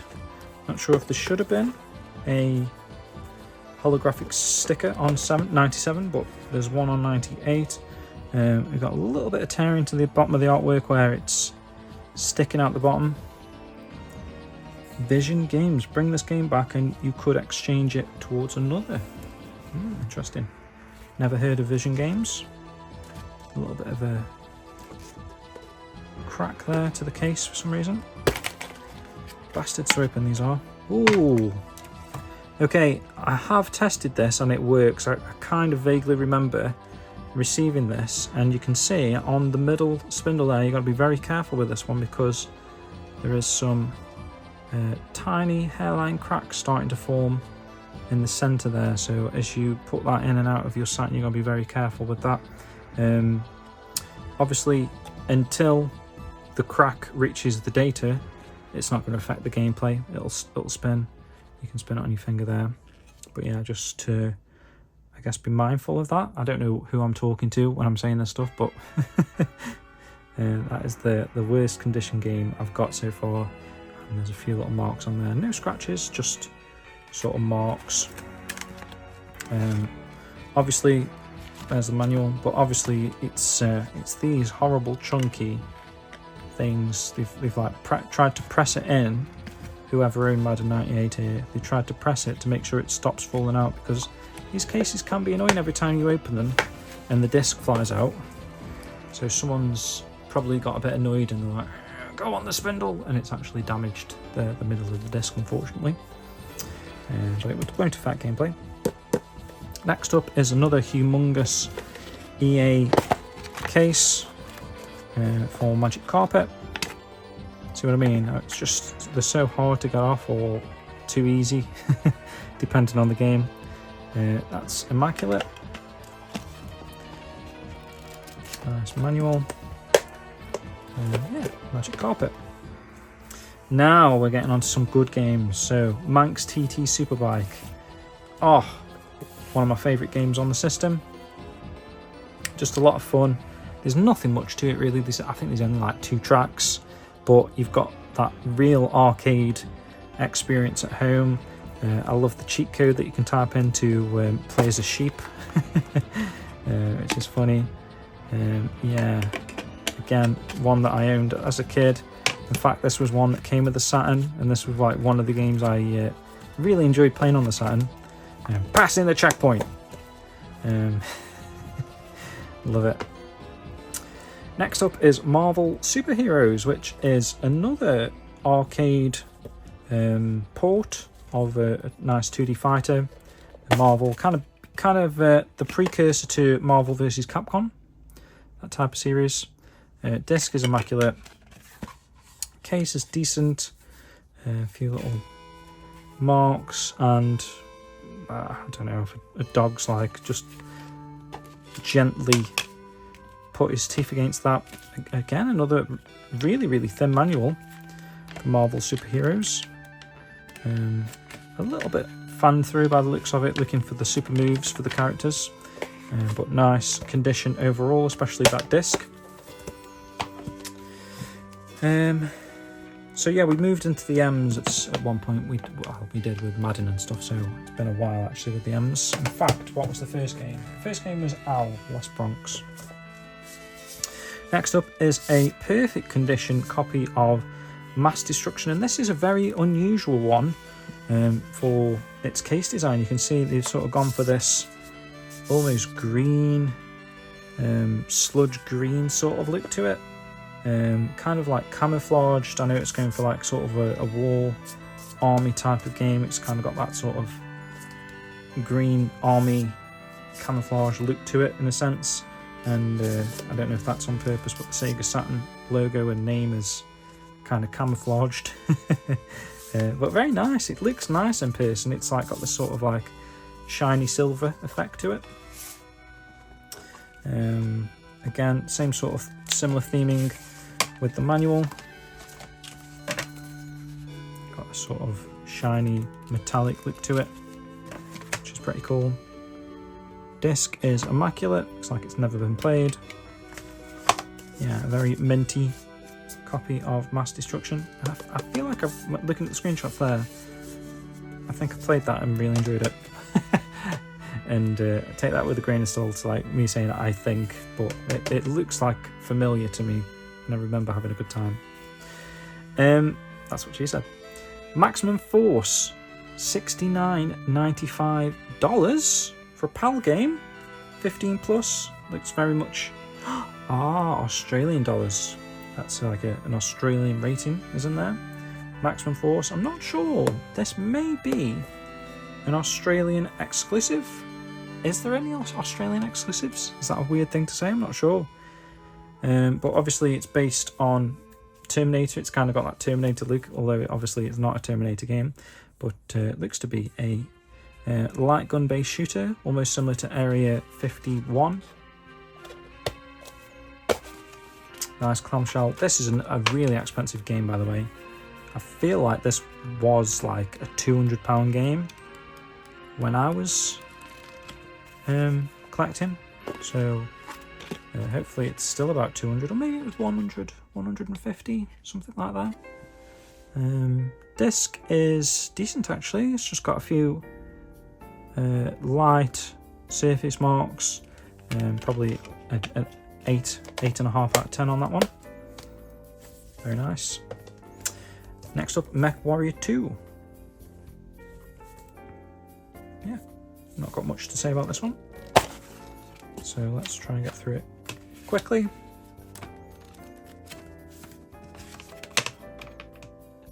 There you go, mint condition disc. Right, now we're moving into expensive territory. Here is Mega Man X3, a game that I believe was about £300 when I was collecting. I didn't pay £300, fortunately, but yeah, typically ranges in that sort of price bracket. I don't know how much it is these days, but I know it's a very expensive game. Ooh, look at that manual, man. How thick and chunky that manual is. Really, really good condition copy of Mega Man X3 here. The disc is immaculate, just needs a wipe. And I don't know, probably doesn't even need a wipe, to be honest. It's just got like a fingerprint on there. We've also got a registration card for obviously the person that originally owned it, which I guess I'm doxing him, am I? If he still lives there? I don't know. Mr. One Fat IP. Don't know. He also owns a PlayStation and Game Boys. He's got more than one Game Boy. I'll leave that registration card in there. That's pretty cool. Disc we looked at, yeah, it was immaculate. So yeah, quite a minty conditioned copy of Mega Man X3 there. There's a little bit of a, I don't know if that's a rip or I don't know what's going on there with the plastic, but maybe you can see that a little bit closer. It's a little bit of a crease or something, but other than that, it's a very decent copy. Mighty Hits, a game I owned as a kid with a light gun. Love this game. Very much your, I guess, poor man's Point Blank. Fun type of light gun shooter, but I really liked Mighty Hits. I used to play it all the time, to be honest. I loved shooting the balloons and yeah, just testing your accuracy, I guess. Back in those days with the CRT TVs were very accurate with the light guns. Mint condition disc. Just minty overall, really, considering the age, and yeah, it's one that I just took care of. Next is Mortal Kombat 2. It's got sort of sticky residue on there that just needs wiping off, possibly, just very carefully. Again, I feel like maybe these are the type of things where I didn't do because I know that this cardboard is prone to, like, once you start getting them quite wet, it does take the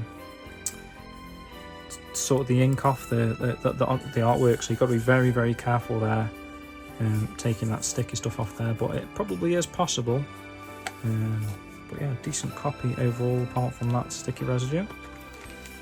It sounds bad when I say sticky residue. Nothing to do with me, of course. Hopefully that wasn't what it sounded like, and I was just touching someone else's sticky residue. Hopefully not. Big fan of Mortal Kombat, perhaps. Spotless. So didn't get any of the residue on the disc. Just on the back of the box there. Next is Ultimate Mortal Kombat 3. Now, I'm sort of breaking a rule here. Ultimate Mortal Kombat 3. Yeah, breaking a rule. But I consider this to be Mortal Kombat 3. It's one of those games where if you've got a series like 2, 3, 4, 5 or whatever, I find it hard to break them apart, to be honest. So I've got Mortal Kombat 2. Here is Ultimate Mortal Kombat 3. So that's why... that's the reasoning behind putting these two together on my shelf in that alphabetical order. Decent condition. It feels a bit crinkled on the front there. Disc is just in need of a wipe. Maybe an 8.5 out of 10 on the disc.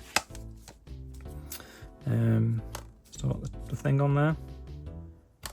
The hanger. Yeah, not bad at all, actually.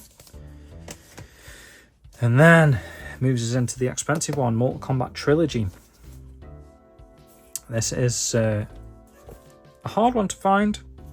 It looks like the cover has a little bit of moisture damage. You can kind of see perhaps needs taking out and cleaning of either the plastic underneath there. It's got sort of like a, I don't know if you can see that. Not too nice, bit of a dirty sort of look to it. Apart from that, not too bad. A little bit of a mark there. Let's take a look inside.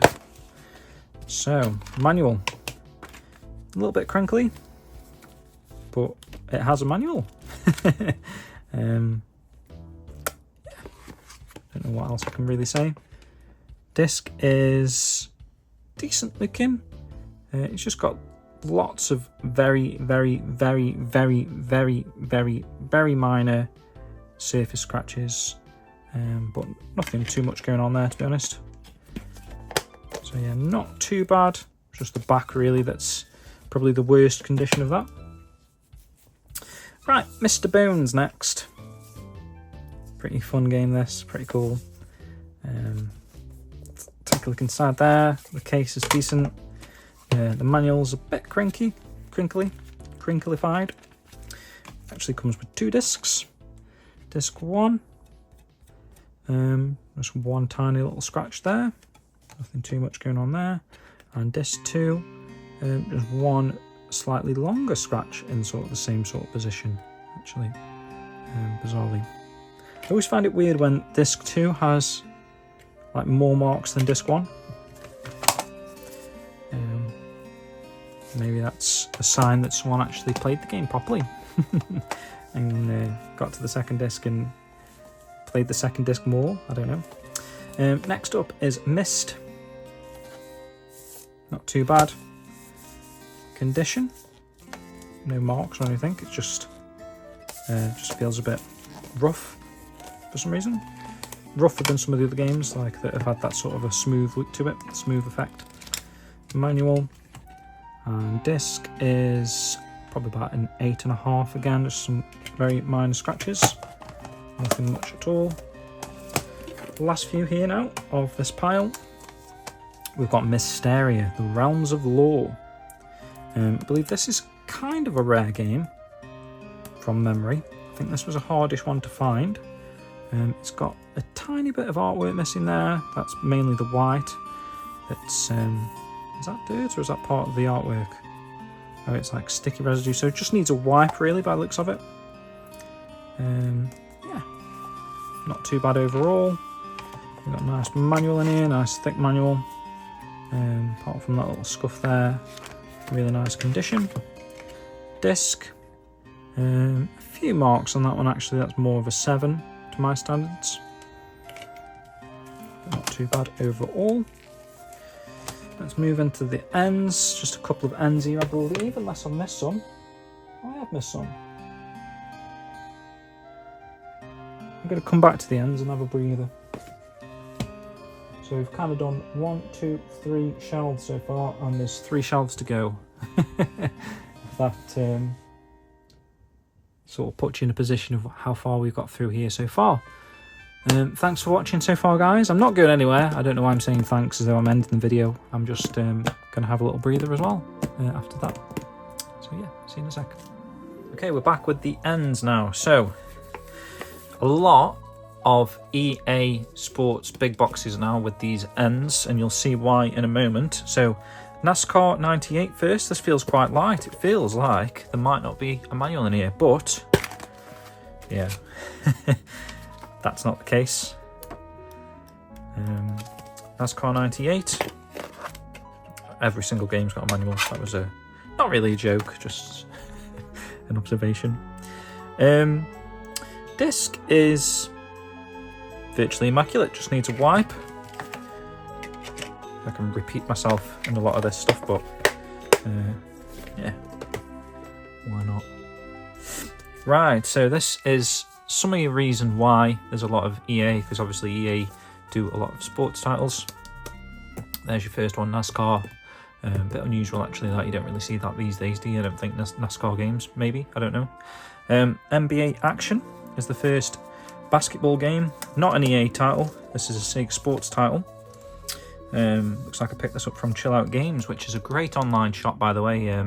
Also a real shop, I believe, but the online has all the stock available to buy, so I would have picked this up for quite a good, reasonable price, I would have thought. Manual is absolutely immaculate, looks like it's never really been used. Same with the disc. This looks brand new actually. There's the front cover, a little bit of shelf wear there, but yeah, pretty much a brand new copy of NBA Action. Next up is a clamshell of NBA Action 98, so this is another SEGA Sports title, the next one in the series. Case, a little bit dog-eared there. Oh, and there, looks like it has been gnawed on by a dog, perhaps. in that part, and then there's like a sort of a weird fold scratch on the plastic there. Manual has a couple of little bends in. Decent condition overall. And the disc is immaculate. Next is NBA Extreme, or NBA Jam Extreme. This is an acclaimed title. Bizarrely, the sticky tab is sideways for some reason. Manual, get that out. Looks like it's never been used. Look how white that is and crisp. That's a crispy one. Disc, immaculate. Looks like it's never been used. So yeah, virtually a brand new copy of NBA Jam Extreme. Next we've got NBA Jam Tournament Edition. Pump Up the Jam. Bit of opponent marker down there, but decent condition overall. A little bit of a fold on the spine where obviously open and close it.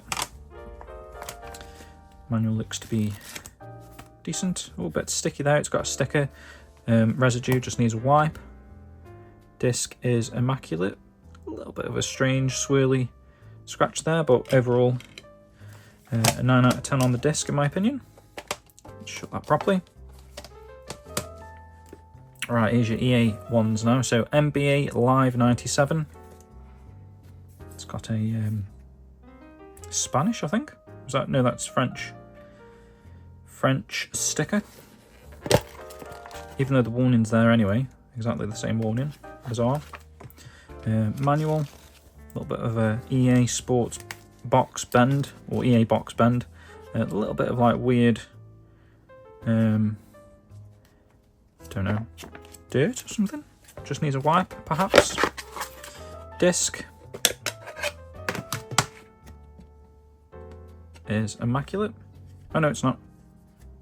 Weird sticky mark on the spine there. What am I on about? The circumference of the disc. Yeah, pretty much immaculate. There is a couple of little faint scratches you can only really see under a certain light. Next up is NBA Live 98. Oh, it's a hard one to open. There we go. There's the manual. Better condition manual because it's not got a stupid spindle that side. Disc looks to be immaculate as well. Yeah, a few little tiny marks, nothing too much. Don't know why it's in the bottom, but it is. No sticker. Next is the Need for Speed. Now this could have gone under theirs, but I see this as Need for Speed, right? It's the original Need for Speed game. I'm very weird with alphabeticalizing. You'll see when we get to the theirs.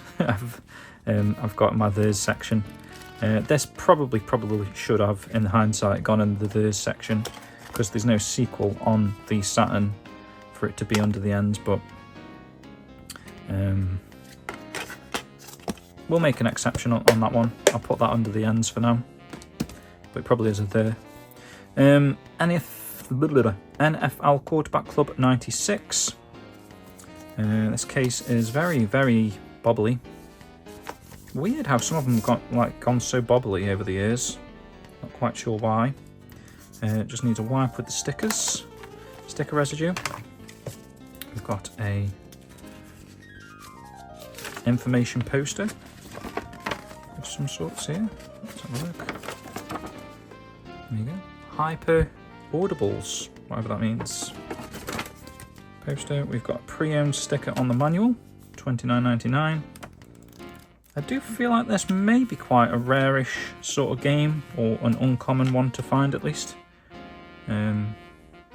Like I say, the sport's not really that popular over here, so I don't know if it was back in '95 or whenever this game came out, but or '96, because it might be like the year after, if you know what I mean. Like FIFA games are always the year after.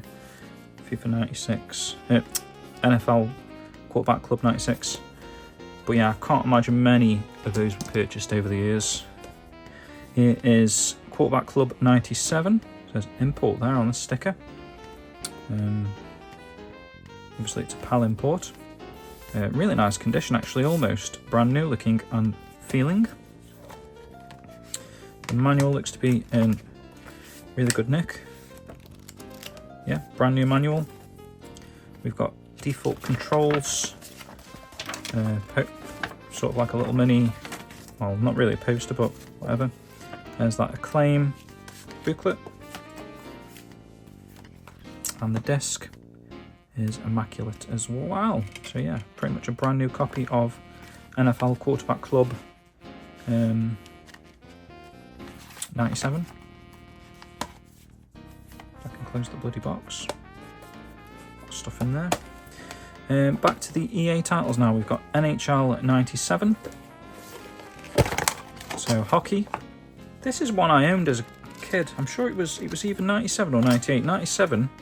The cover looks more familiar to me.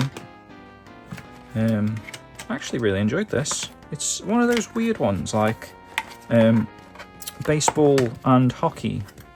Having them as a kid, living in the UK, of course. But yeah, really enjoyed that game. My first experience of hockey. Yeah, this looks less familiar to me. I don't think I had 98. Manual is a little bit dog-eared. Disc was immaculate, by the way, on this. 97. 98, immaculate. It looks like it's been resurfaced because it's got that sort of residue in the middle. There's a tiny little scratch there. But don't think that would affect gameplay. Looking at that one. Then we've got NHL All-Star Hockey 98, Sega Sports title. Ooh, a lot of hockey games, considering, again, it's not a popular sport in England. There's the manual. Ooh, strangely got a bent page there. Disc. A few more marks on that, but nothing too bad. Probably an 8 out of 10. Here is NHL Power Play. The manual looks to be really good condition. Nice crisp manual. Disc immaculate. A little bit wavy on the back of the box there. The insert. Here is NHL All-Star Hockey. Or NHL Hockey All-Star, that's why it's... That might be slightly out of order, hang on. NHL Power Play. NHL All-Star Hockey 98. Probably should have gone that. No, it probably should have gone that, and then that, because that's 98. I'm pretty sure with that having a 98 on, this probably would have come first, because it's not got a number on. Oh, we've got a sticker in there. Game Exchange, if anyone remembers that. Games Exchange, the cheapest place to get your games. And then there's a few different shops there. We've got one in Bath, Trowbridge, Frome, or From, I don't know how you say that one. Bristol, 2 in Bristol, Bedminster, Taunton, and Chippenham. Yeah, interesting. Cool blast from the past there. Disc is immaculate. So yeah, NHL All-Star Hockey, All-Star Hockey 98, and then Power Play. Next is Night Warriors, Darkstalkers Revenge. So this is a Darkstalkers title. Yeah, great little fighter, 2D fighter. Obviously, Darkstalkers game, really popular. You probably, if you're unfamiliar with the title, you might recognise that character, Morrigan. She's quite a popular character. Perhaps the most popular character of this series. Yeah, really cool 2D fighter. This game looks to be really good condition actually. Almost immaculate disc. Decent manual. Thick manual actually, considering how it fits in the case there. Not completely snug because it's so thick. But yeah, game box looks to be in really good condition as well. Next up, one of my favourite games of all time, Nights into Dreams. probably would put this fourth. I think I went through this before, did I? Did I mention this at one point? I went Sonic. Oh, no. I know what I did, because we've recently just picked up the OST for this, haven't we, from Data Discs, which I have actually quite to hand. Incredible little soundtrack from Data Discs. Yeah, Shenmue 1, number 1 game. Shenmue 2, number 2 game. Sonic Adventure 1, number 3 game of all time. And then Nights into Dreams is my number 4 game of all time. That's how I got to that rankings. Beautiful game. I mean, this is probably the most sad I am for getting rid of a game on my Sega Saturn. I'll actually put that in the front there just because it looks nice. This is probably one that I would have been tempted to keep, but again, same with Sonic Adventure. I'm happy to let this particular one go. Absolutely amazing condition, by the way. Just because I've already got it on the Japanese, and that is the plan to sort of switch over to Japanese games. This next one is a custom box, custom case for Christmas nights, because obviously it never got an actual physical release. At least in PAL territories, it did get a physical release in Japan, which I already own that as well. But this is a really, really cool custom case for Christmas nights. Love the box art. One of my favourite games as well, to be honest, even though this is technically just a demo. It's, yeah, a great game. Don't know why the case is a little bit like it's missing some teeth there. That's strange. I don't know if I maybe put this in a case, did I? And I just got the insert and the manual, I think. I'm not sure. Here's a manual. Yeah, really well produced, to be honest, as far as custom made games go. Really nice manual, perfect sizing. Looks pretty legit, to be fair. I think this is Benjamin Boyd who designed this. I got this from Galaxy Sega group on Facebook. So yeah, I think there's some value just in the case and manual really for this. I'm not quite sure how to price that, but that's really nice. And that's my original Christmas Nights disc that came in a sleeve back in the day, free with a magazine on it, with the official Saturn magazine. Yeah, love that. That's really cool. And that's the ends. Okay, we're into the O's now. There's only a couple of O's. First one is Off-World Interceptor Extreme. Really nice condition copy of this Crystal Dynamics game. Manual is in good condition, a little bit wavy on the front, but nothing too bad. Disc has a tiny little hairline scratch there, another tiny one there, not too bad. We've got an 8.5 out of 10 on that. Olympic Soccer. I think this is one that I had with my original Saturn launch bundle. Well, not a launch bundle, but you know what I mean. With that bundle that I bought from the game. Disc is immaculate. Olympic Soccer. Not one that I played too much, to be honest. I did prefer FIFA 98 Road to the World Cup. Pandemonium. Crystal Dynamics as well, another one. Really fun game this actually. I remember playing the demo of Pandemonium. I believe on the PC. Not on the Saturn. Or was it on the Saturn? Maybe it was on the Saturn, I'm not sure.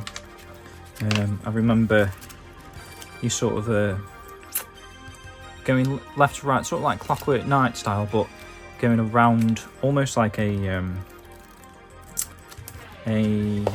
carousel, like a circular thing as you walked around. The camera sort of panned around the room. Quite a fun game. I can't remember too much of. Teeth come out some of that for some reason there, even though I don't. When I opened it, all the teeth were intact, so I don't know where that little black thing's come from. Got the original Sega sticker on there. Right, we're moving into some really great game territory now. We've got Panzer Dragoon, the original, one that again I'm probably sad to be getting rid of, but needs must, right? Panzer Dragoon just needs a wipe on the disc. The manual has a P on there, P for pre-owned. Don't know why they did that, especially with like potentially a permanent marker on the front of the manual. But overall, really nice condition copy of Panzer Dragoon. Here's Panzer Dragoon 2, Zwei. Again, looks to be in great condition. Here's the manual. Manual, nice condition. A little bit of a fold there. Not really a fold, but just where someone's pressed. Nice. Disc, immaculate. So yeah, amazing copy of Panzer Dragoon 2. And then the creme de la creme in an acrylic case. Here is Panzer Dragoon Saga. Obviously the rarest game on the system. Let's take a look.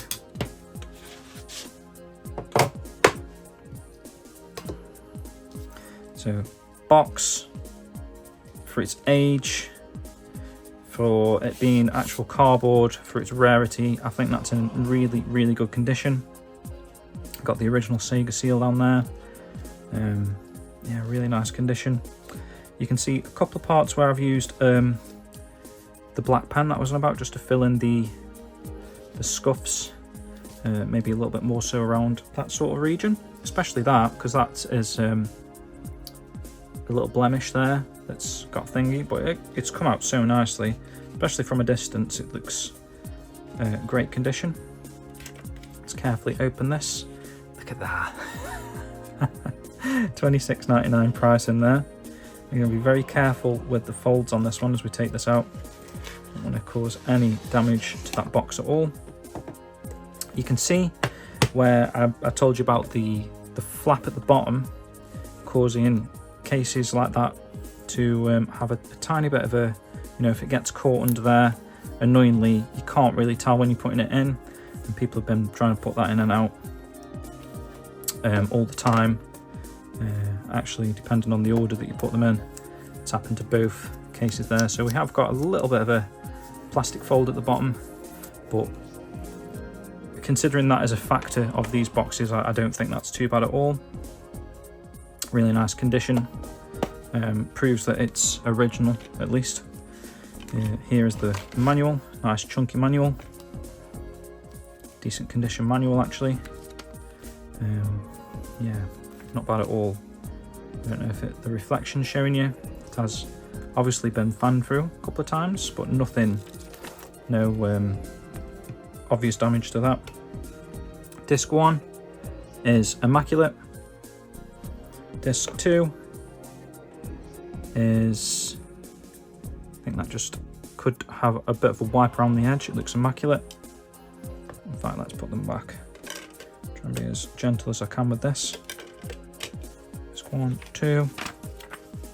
One of the games that actually has more than 2 discs. I know Enemy Zero had, maybe Enemy Zero had forwarded it. Can't quite think. You had disc 0, 1. I think it did have 4 discs. But this has 4 discs as well. There's, in case you didn't realise, there isn't a manual or anything in the second box. It's just a box with the 2 discs. Perfect disc, immaculate. And disc 4, let's be gentle, absolutely immaculate. This is a game that I bought. I didn't have it as a, you know, when it was relevant back in the day. This is one that I bought since. I tried to get it in as good condition as possible. I actually picked this up for a really good price at the time. And I played through. I got to the 4th disc. Unfortunately, I had the SEGA Saturn format save, the RAM cart corrupt on me. So unfortunately I lost all my progress, which is annoying. Let me just put that in gently.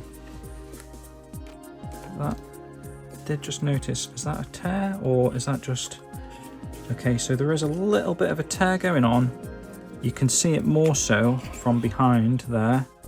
Just there, I'm not going to do anything to extenuate that tear, but it is there. It hasn't been sellotaped or glued or anything. It's still got its posture. I don't know what the word is I'm looking for there. It's sort of held its... And a little bit of a tear there that possibly could do with, I don't know if anyone's good at touching these sort of things up, but you could possibly put a little bit of glue or something just to sort of put that together, and a little bit there. But for the, like I say, for the age, the fact that it is cardboard, I think that is spectacular condition, to be honest, for Panzer Dragoon Saga. Back in the acrylic case. So again, if you've been looking for this, this is going to be going into Game On's store soon. A little bit loose, that. Gotta be careful with that. Make sure we put it down like that.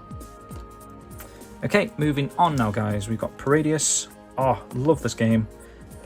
Had this as a kid, one of my favourites. I love the music, I love the gameplay. Obviously it's a 2D shmup, a little bit of a scratch there, but nothing too major. But just a really fun one, especially the Fantastic Journey part of the game. I love the battles and the different powers and stuff that you get. And yeah, it's a parody of Gradius, that's why it's called Paradius. Next up is Pebble Beach Golf Links.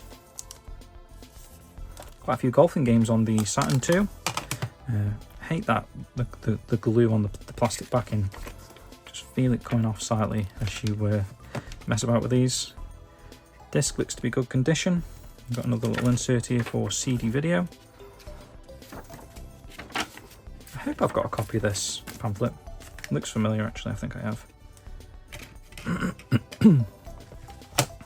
It's Pebble Beach Golf Links. NBA Tour 97. Oops. There's the manual. They just don't hold the discs at all, do they, these things? Got a video CD card. Slightly different pamphlet. Pretty cool. SEGA Saturn. But yeah, these spindles are awful in the A cases.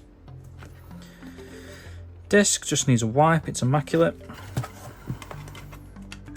Let's try and put it in better. There we go. We've lost the tag on that, just noticed. Next up is a strange one, but it does complete the SEGA Saturn full set. It's the Photo CD operating system. A little bit of information on this. So the SEGA Saturn Photo CD playback facility allows up to 100 standard 35mm photographs, both negative and slide, to be viewed via the SEGA Saturn and the Photo CD operating system. Your photographs take on a new, exciting and wholly professional identity. Features include 3 zoom levels, a choice of special effects, random and customized selection, variable speed slideshow, flip, rotate, mirror and spherical images. Not quite sure how you get your photos to the disc. Oh, okay, that's completely, the glue's come off there, but that is a good example of what these things look like under the plastic. You can see that is literally all it is. It's just a cardboard backing with bits of glue, and then that sits in place there. So that could do with a little bit of extra glue on those points. There's the manual. Disc is immaculate. So yeah, apart from the case slightly coming off there, well, not slightly, completely coming off. That is a great condition copy of the Photo CD. Right, here's an unusual one you don't see very often. Pinball Graffiti. I don't think it's particularly expensive, but yeah, the box art and stuff you don't really see. This is from Electronics Boutique. It's a new release. They put it down there obviously to not cover up the title of the game. Horrible sticker though. I can imagine that coming off the cardboard might take some time, a bit of a hairdryer polish sort of situation, but you've got to be careful not to take off the artwork. There's the manual. Disc is in great condition, to be honest, probably about an 8.5. Yeah, a little bit of a fold down the spine. Primal Rage next. Shame there's a big rip there where obviously the sellotape was there. I did own this back in the day. Is this my copy? I'm not sure. I'm sure I own this. Or did I have it on the Mega Drive? Perhaps I had it on the Mega Drive. I feel like there was a version on the Mega Drive. The manual is absolutely immaculate. Looks like it's never been used. So yeah, just a shame about that part of the artwork. Otherwise, that is a good condition copy of Primal Rage. Next is Pro Pinball. And if you remember, I'm pretty sure on the Dreamcast it was Pro Pinball Trilogy, right? So potentially the same series, same company, I'm not sure. Was it Empire International? Let's have a look. There's a manual. Here's the disc. It's actually called Pro Pinball The Web. Not sure if that's an internet connection or internet reference rather, or yeah, I'm not sure why it's called The Web. Next is Quake. This looks to be a perfect condition copy of Quake. Really nice case. There's the manual. Perfect condition manual. Disc. Perfect condition disc. It's almost brand new, that. Next is Rampage World Tour. It's a fun game, fun arcade title from Midway. Again, looks to be pretty much brand new condition. Disc is immaculate.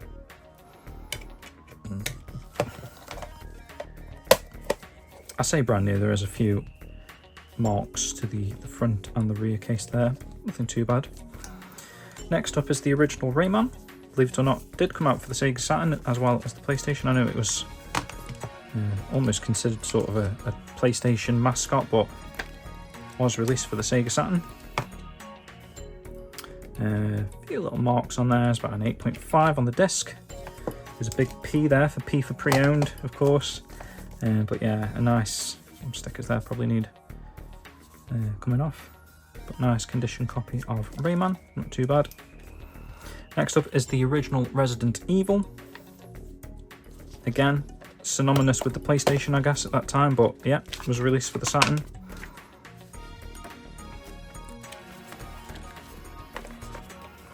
Disc, and there's also an insert in there. Immaculate. Just needs a wipe. Keep saying that. But yeah, nice copy of that. Resurrection Rise 2. So I don't know if I mentioned, but we're into the R's now. A bit of a D on the back. Rise 2. Next, an Acclaim game. Not quite sure what type of game it is actually. Should have looked at the artwork better. Disc is immaculate. Looks like it's a 1v1 fighter, 3D fighter. Or 2D, but with 3D models, sort of. Next up is Revolution X. We've got a bit of a tear there to the spine, unfortunately. And some sellotape around the edge there. Not the best, obviously not the best copy of Revolution X. It features Aerosmith apparently, and it's based on the #1 smash hit arcade. I didn't know. I don't even know what type of game it is, to be honest. Immaculate disc though, so yeah, just a shame about the case there, but I don't think that is an expensive game. I still don't really know what type of game it is by the artwork there. Maybe a 2D side-scrolling game? Or vehicular title, not sure. Here's a cool one, so this is Riven, which is the sequel to Myst. So we did have Myst, did we, on... Did Sega Saturn have the Myst? Myst? Check that. I can't remember already, but it did. Yeah, we did have Myst on the Sega Saturn as well. So you got Myst and the sequel.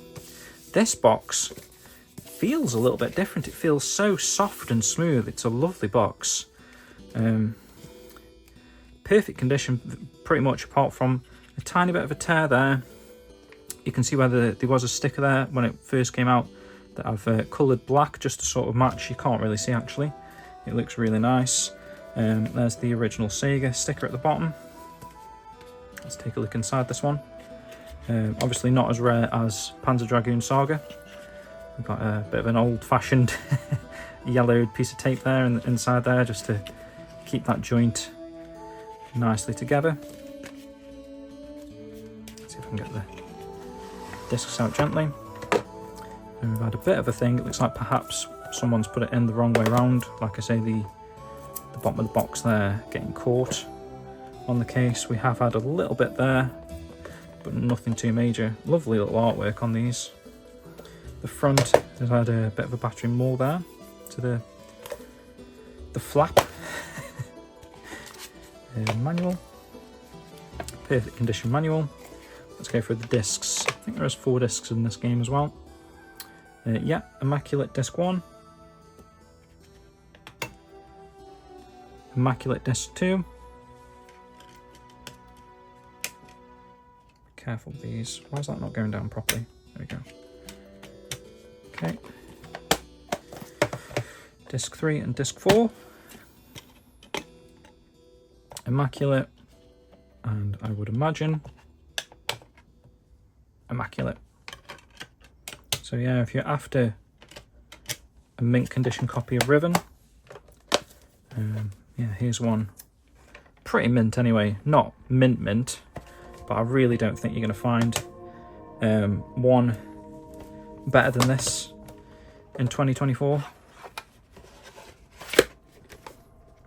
It's how they slide in like that. It's if you let go, they really go in quite hard, and that's what's caused the artwork damage. Let me try and put this in better so we don't get any of that artwork. I'm going to put it in this way. Oh, maybe not, because of the, you can hear.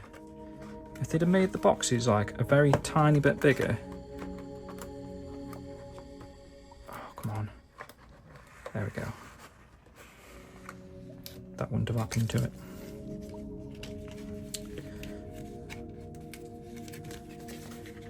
Flaps, man. Very flappy. Yeah, Riven. Next up is Road Rash. We're missing the hanger.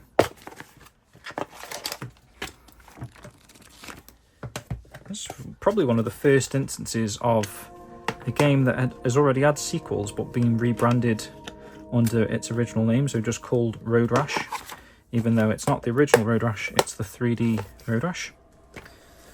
Next is Robo Pit, a game I had as a kid, a game that I actually really enjoyed. I love this game. If you don't know much about this, basically it's a 1v1 3D fighter. Got quite a nice arena, quite slow paced, but there's like a ranking system, so when you beat, you move up the rankings and you fight harder opponents and stuff. And I think you unlock extra bodies and stuff like that. I don't know if it's customizable or it increases armor and stuff, but yeah, really fun progression based game, that sort of like a mobile like a mobile phone sort of game actually in concept, how you like win and move up and unlock stuff. Robotica Cybernation Revolt. Looks to be a nice condition copy of this game. We've got a little bit of tape there, perhaps more so than normal, so looks like the artwork was coming away actually from the box. Oh, you can see it's got that sort of, in fact that is another instance where it's just tape holding that on. Disc is decent, probably talking an 8.5 again on that. Manual, nice manual. And that is the end of the R's. Right, we're moving to the S's now, guys, and there's a lot of S's to get through, and within this selection of games is the reason why the Sega Saturn is such an amazing console. There's a lot of sleeper hit titles in here that are iconic to the system. Obviously Scorcher isn't one of those, but that's the first game of the S's. Looks to be a mint condition copy of Scorcher. Pretty much immaculate so far. Immaculate disc, yeah, pretty much a brand new copy of Scorcher. graphics, a bit like a Wipeout type of game. Saturn Bomberman, possibly the best Sega Saturn, probably the best Bomberman game of all time, to be honest. I love the, I love this game. I love the riding of the animal thing. I forgot what it's called. A little bit of a scratch there. Needs a bit of a wipe, but generally pretty decent copy of Saturn Bomberman there. There is a tiny tear you can see there, but it's just on the spine. Great game that.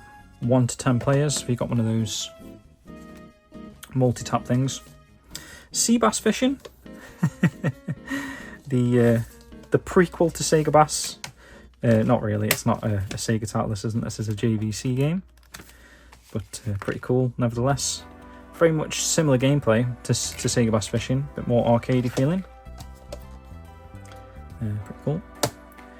Oh, what a game. Sega Ages Volume 1. I think this was bundled with the console as well. I had such probably about 20 games bundled with the console, I think, when they were selling them off cheap. Not even selling them off cheap, but just doing like really big bundles, I guess, to get rid of influx of stock. I mean, Sega Saturn was still relevant when I picked it up, so I'm pretty sure it was like 97 maybe? 96, 97 that I got Sega Saturn. And they were already doing these huge bundles. So yeah, this is Sega Ages Volume 1. Disc is immaculate. This features Outrun, Afterburner 2 and Space Harrier. Great arcade perfect titles there on the Saturn. Absolute banger, one of the best games on the system, the original Sega Rally Championship. This is pretty much an immaculate copy of Sega Rally. Can't get the manual out though, there we go. Nice manual. Perfect disc. Insert there too, to boot. So yeah, pretty much a banging condition copy of Sega Rally Championship. Immaculate that. Next we got Sega Touring Cars Championship. It plays a bit weird. It's a fun game, but it's very, very twitchy. Feels like it's running at 2 times speed for some reason. We've got quite a few little inserts in here. That one. There's that one. There's whatever that is, a car amendium? Addendum. If you have access to the internet, check out the STC homepage where you'll find all kinds of information about the game by sending in your best time password for an arcade side. 2-lap championship race, normal difficulty, you'll be able to register your global ranking for the whole planet to see. Nice condition copy of the manual. Also got another little insert there. And the disc. Is that the main important thing? Yeah, pretty much immaculate as well on the disc there. Sega Touring Car Championship. Next up is Sega Worldwide Soccer 97. I feel like I had this, to be honest, as a kid. I think this was probably bundled in as well. Not quite sure why there were so many soccer games, football games, part of that bundle. There's at least 3, right? FIFA 98, Road to the World Cup, Sega Worldwide Soccer 98, and Olympic Soccer, yeah. Here's Sega Worldwide Soccer 98. Manual. We've got a cool advert here for a promotional bag, wallet. Sports bag $16.99, wallet $4.99. T-shirt $12.99. Baseball cap $7.99. There's the back of the cap. And touchline jacket £45. Oh, you could also get a Sega Sports soccer ball $9.99. And yeah, you could send off that. It's pretty cool. And there's also an insert in the back here. Here's some errors that were in the manual that they've fixed. An extra piece of insert there. Sort of rushed the manual by the looks of it. Disc looks to be in good condition, about a 9 out of 10. Yeah, case a little bit more rougher than anything else. Next up is Shell Shock, a little bit of bobbling, very glossy, different type of feel on the cardboard there. Disc is a little bit more scratched actually. I'd probably put that down as a 7, just very light scratching. Decent manual. I'm trying to rattle through these now because we've got quite a lot to get through still, believe it or not. Shining Force 2, Shining Force 3 rather, one of the rarer games on the system, really pricey game actually. There's a tiny little nick in the plastic of the case in there, but other than that, really nice case for this game. There's the manual, perfect condition manual, I almost dropped, and the disc, immaculate. Yeah, so that, guys, is pretty much a mint condition copy of Shining Force 3. Next we've got Shining Wisdom, a little bit of a bobbly feel to it that hopefully you can pick up, almost like it's got a six-pack. I'm not really into turn-based games, so these never really resonated with me, but I know this is a pretty beloved Sega series. Disc just needs a bit of a wipe, probably a 8.5 out of 10 I'd give that. Yeah. Shining the Holy Ark. Love the artwork. I love how the artwork actually extends, because typically you get the black border around the Sega Saturn logo there, but for this game for some reason they've extended the artwork. Really cool. Manual. It's got a fold there, a little bit of well-loved manual here, another fold in the back. Disc looks to be in decent condition. That's probably, just needs a white, but probably an 8 as well on the disc. And next up is Shinobi X. Yeah, Shinobi game on the Sega Saturn. If you didn't know, it's sort of like a Mortal Kombat pre-rendered kind of model. Side-scrolling platformer. Not as smooth to play as the original Shinobi games on the Mega Drive, but still pretty decent overall. We've got a few marks on there. That's probably a 8 out of 10, maybe 7.5. A couple of marks on there, but not too bad overall. I don't know if that's supposed to tuck in there. There you go. A bit of a scuff on the artwork, not too much. Whew. I'm gonna have to have a breather after we get through the S's, guys. Shockwave Assault, another EA game with their massive cases. I don't know why they did this, but I suppose it's to differentiate themselves from every other title. If you thought EA made great games, I suppose you'd easily be able to see them. Disc is immaculate, manual is immaculate, case is pretty much immaculate. Next up we've got Sim City 2000.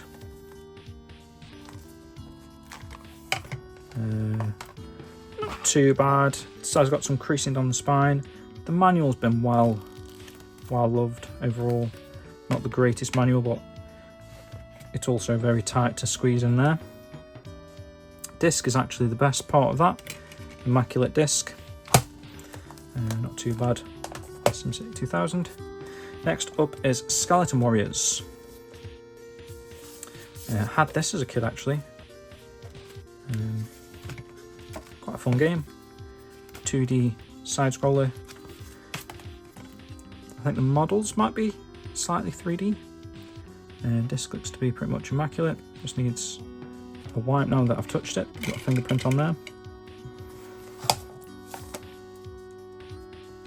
I remember that. Pretty fun game that. Next up is Sky Target, that happens to be in a case. One of those case protectors. Which, I mean, possibly at one point I may have thought about putting all the games in these protector cases, but never got around to it. Didn't want to add any more additional expense to these games. Oh, looks quite cool, although it's extremely blurry, isn't it? Like, I'm not sure you'll be able to tell that that is a plane game, apart from the fact that it's called Sky Target. Very much like an Afterburner type of game, this 3D Afterburner. I don't know if they were trying to rebrand and go for a new franchise with Sky Target. Ooh, disc looks like it's been resurfaced. The middle looks like it needs a wipe from the thing. It's got some sort of sticky residue there as well, but other than that, the disc looks perfect. So yeah, really nice condition. Well, I say really nice, it's probably not really nice, it's just a nice condition copy of Sky Target. Next up is Slam Jam 96. A bit bobbly, but nice colourful artwork on this. There's the manual. Immaculate manual, looks brand new to be honest. Disc looks brand new. Potentially brand new copy there, it's just got that sort of aged bobble effect to it. Right, now we're moving, I forgot to put Sky Target back in that case, might as well. We're moving into some slight regret territory now, because obviously I'm a massive Sonic fan. I probably would like to keep the Sonic titles, but I'm not going to. Same with Sonic Adventure. I'm going to rebuy the Japanese versions of these particular games. But here is Sonic 3D. I actually had Sonic 3D on the Mega Drive back in the day, but I love the special stage version that's on the Sonic 3D. If you didn't know, there was two different special stages.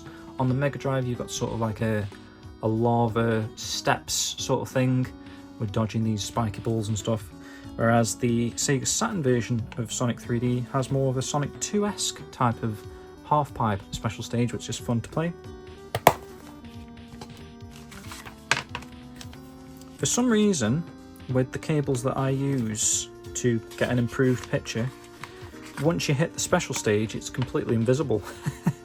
Or Sonic is, so it's hard to play the special stage with the setup that I've got for some reason. Like the cables are trying to make it go higher quality and it just doesn't display properly, or it could because I'm using the Japanese Saturn to play.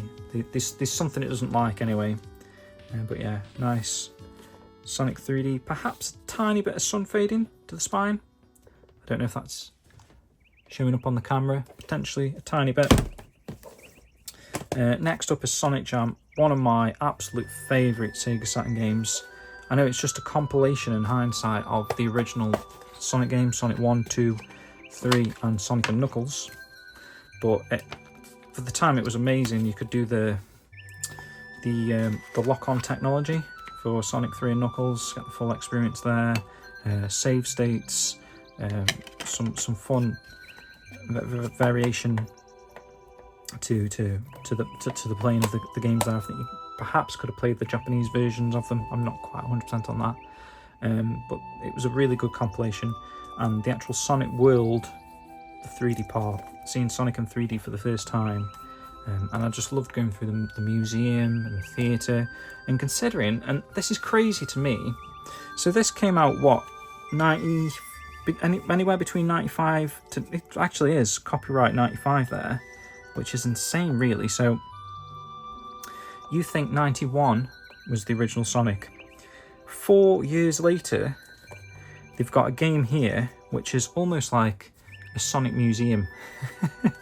It's like Sonic plus Origins, Sonic Origins 4 years later, which, considering games these days have like a 4-year turnaround from like announcement to being produced or whatever, like say Shenmue 3 for example, announced in 2015 and it's even 4 years to make. You're talking 4 years, they've made essentially three and a half Sonic games, compiled them together, and then they've even got like a museum-ass feel to it where they're showing off original artwork, concept designs and stuff like that. And it felt like at the time, those 4 years felt like an entire lifetime of Sonic history. It's just insane how time works in that sense, like especially when you're a kid, time goes much slower, and that felt like an amazing culmination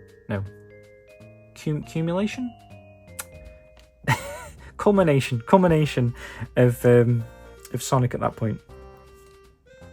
Next up, another one of my favourite ever Sega Saturn games, and to be honest, if I ever made like a top 20 probably Sega list, Sonic R would be in my top 20, maybe even my top 15. Wild Love manual there. I used to use this for the lyrics because it's actually got the lyrics to the songs in here. Maybe at the back, is it?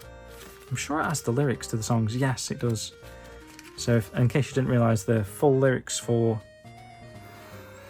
those iconic Sonic R songs, Can You Feel the Sunshine, Living in the City, Back in Time, Work It Out, Diamond in the Sky, and Supersonic Racing, all by Richard Jakes. Oh, and Number One. Forgot there was 7 songs. Yeah, that's the credits theme. Spectacular game. You can actually put the Sega Saturn, I don't know if you knew this, but Sega Saturn discs you can put in a PC or a music player, and it's actually got, same with Mega CD as well, it's actually got pretty much the soundtrack. I don't know if it's for every single game would work like that, but for the majority of them, all the music, because obviously it was like CD quality music, are just accessible. And Sonic R is one of those games you can pop in a PC and literally drag and drop the songs from the disc to your computer. Soviet Strike next. This is on the sort of your Desert Strike, Jungle Strike sort of series. This is Soviet Strike, the next one. It was released in the series. Obviously this is for the Sega Saturn, of course, because you're watching a Sega Saturn video. A bit of a daft one, but yeah, decent condition. Did we say Sonic R? Condition of the disc? I love the artwork on the disc, by the way. Yeah, immaculate. Big regrets on those two. That's probably these 3 games, maybe 4 with the Panzer Dragoon series. Saga is a little bit of a regret just because it's an awesome piece. But yeah, screw it. I don't need them. Space Hulk. Full title is Space Hulk: Vengeance of the Blood Angels. It's a Warhammer game. Is it a Warhammer game? It's a Games Workshop game. Maybe from that sort of similar series. A little bit of a dog earring to the top of the artwork. But yeah, pretty cool. Next up is Space Jam, obviously based on the film of the same name. Had this back in the day as well. I really enjoyed this. As far as basketball games go, it's probably one of my favourite at the time when I was a kid. Immaculate manual, immaculate disc. Yeah, big Space Jam fan as a kid. Spot Goes to Hollywood, man. This is another great game I had as a kid. Obviously I had all the Sonic titles as well, by the way, Sonic Jam, Sonic R as a kid. There's probably a lot more that I've missed saying. Manx TT had as a kid, Sega Rally as a kid. Like some of the obvious ones. Doesn't mean anything to anyone, does it really, apart from myself. Spot Goes to Hollywood, immaculate manual, immaculate disc. Really fun game. Again, like how Gex went all these sort of pop culture references, Spot Goes to Hollywood is along those lines as well. Next up, Starfighter 3000. Looks like it was $14.99. The Future of Space Combat. Yeah. There we go. Nice manual. Nice condition copy of Space Fighter 3000, actually. I don't know if it's particularly valuable. This just needs a wipe, but other than that, immaculate. It's got the full-on hanger too. Next up, cool game, Steep Slope Sliders. Never actually owned this as a kid, but I did own, obviously, Sega Flash 7, I believe it was, which had iconic music. That title menu music for Sega Flash 7 is iconic in itself. But the demo of Steep Slope Sliders, I remember really enjoying and always wanted this game actually, but never ended up getting it until now. Story of Thor 2, pre-owned $9.99 sticker there, another little sticker down there. I can feel it's got sort of a rough spine, but can't really tell because I've coloured it in. Story of Thor 2, quite a beloved game. I believe, isn't it? Beyond Oasis, I think. It's the sequel to Beyond Oasis. There's a manual. Manual's a little bit dog-eared in the corners. There is some teeth missing, I've noticed there. But not too bad overall. Right, we're moving into some Street Fighter territory next. So we've got Street Fighter Alpha Warrior's Dream. A little bit bobbly, but really nice condition overall. That's the first Street Fighter Alpha game, I believe. The manual is crisp. Disc is immaculate. Perhaps just needs a tiny bit of a wipe. Let's put the Street Fighter games here. Next up, we've got Street Fighter Alpha 2. Really cool Street Fighter games. Oh, what the heck? What the fuck? Wow. That's insane, guys. I've been screwed over there without even realising. Street Fighter Alpha Warrior's Dream Manual again. And even the disc is Street Fighter Alpha Warrior's Dream. No way, Street Fighter 2 box. But the manual and the disc is different. What? I've been royally screwed over there. How have I not noticed that? Wow. Okay, that's something. I'm glad I checked. I mean, again, the manual and disc is immaculate, which is hilarious. I might have to have a look, see if I can piece together a Street Fighter Alpha 2 before I sell it. Insane. Street Fighter Collection. Now this is a super rare title. I believe this goes for about £300. 200 to 300. Really nice copy of the manual. Let's make sure the discs are right. So Street Fighter Collection Disc 1. It just needs wipes.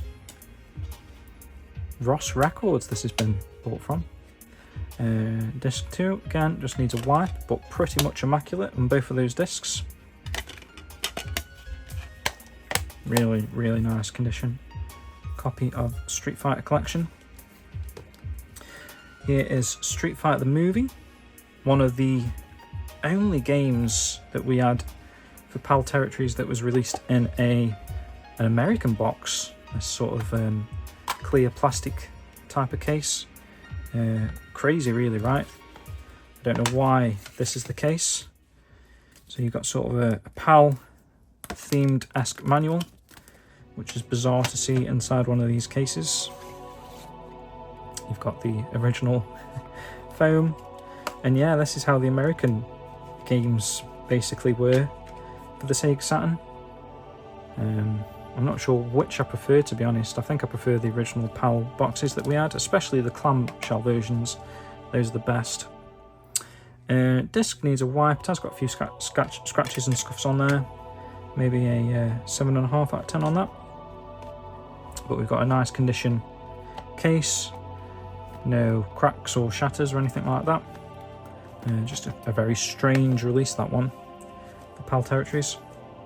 Last few games here now, guys. We've got Street Racer. This was also released on the, I think, the Mega Drive and the Mega CD. Pretty fun game. I don't know which one I owned, but I did own this back in the day. I feel like I played it on the Mega Drive, perhaps. Quite a fun sort of Mario Kart, Sonic Drift type of game. Next we got Strikers 96. A few little marks to this. I remember this being quite a uncommon game to find. That's probably the eBay shop I bought it from. German shop by the looks of it. Manual. Disc is, yeah, decent condition, probably an 8. Oh, let's put that sticker back. Put that in there. Cool. Next we've got Puzzle Fighter 2, or Super Puzzle Fighter 2 rather, because we're in the S's. Based on the Street Fighter series. Nice copy of the manual. Disc just needs a wipe. It's very that sort of wet residue that I was on about. It has got a few marks on it actually. Probably would put that down as an 8 out of 10 disc wise after it's been wiped. And the last one, Swagman, looks to be very much sun faded, or I don't know. When I got this, I couldn't quite work out what had happened here. I think it has just been sun faded, unless this is how it looks, but I don't think so. I think it's very much more meant to be more colourful than this. You can see just every aspect of it looks to be kind of sun faded, which is interesting. Yeah, you can kind of see the difference in colour from the manual and the artwork. Almost feels like it's been like wet at one point, and the artwork sort of faded, but obviously it's not wet, so I think it is just sun damage. Quite an expensive game. Disc is immaculate, just needs a wipe. So yeah, a really nice condition copy of Swagman, if you don't mind a tiny bit of sun fade. Right, I'm going to take a breather because we've been going for quite a while there now. Whew, not got too much left. Teas, and then the last few aren't really. We've probably got like a shelf to go now, guys, so thank you for sticking with me so far. Okay guys, I'm back after a few days. So since I recorded the previous part where we went through the S's, I've actually now got a complete copy of Street Fighter Alpha 2. I ended up picking up kind of the cheapest one I could find that was complete. This is the old case that I had originally, because the case that came with the auction is obviously not as good. Just doesn't feel as nice. It feels a bit grubbier, not as smooth. Yeah, my case overall even has the tag, the hanger there, so got a case, well, not an empty case, but this case now houses the other version of Street Fighter Alpha that I've got for some reason. Like, this is the second copy of the double duplicate. So yeah, I'm not sure what to do with that, but we'll figure it out. So previous case, kept the insert in there. I don't know if that's meant for this, but now we have a complete manual. Not the best manual, a little bit grubby looking and feeling, not to my kind of standards, but it's there, it's decent. The disc is a little bit more scratched than my other games as well. That's just the beauty of getting the cheapest one off eBay, but it's actually no deep scratches, just not even too bad actually. Now I'm having a proper look at it again. It's actually not bad at all. So yeah, a decent copy of Street Fighter Alpha 2 now, complete. I can finally say that my Sega Saturn collection is complete after all these years, even though I thought it was already. But let's move straight into the T's. So we're starting off with Tempest 2000. It's quite difficult to get in the box. Disc is loose as usual. It's one of these styles with the slots, or the slats. Manual is a little bit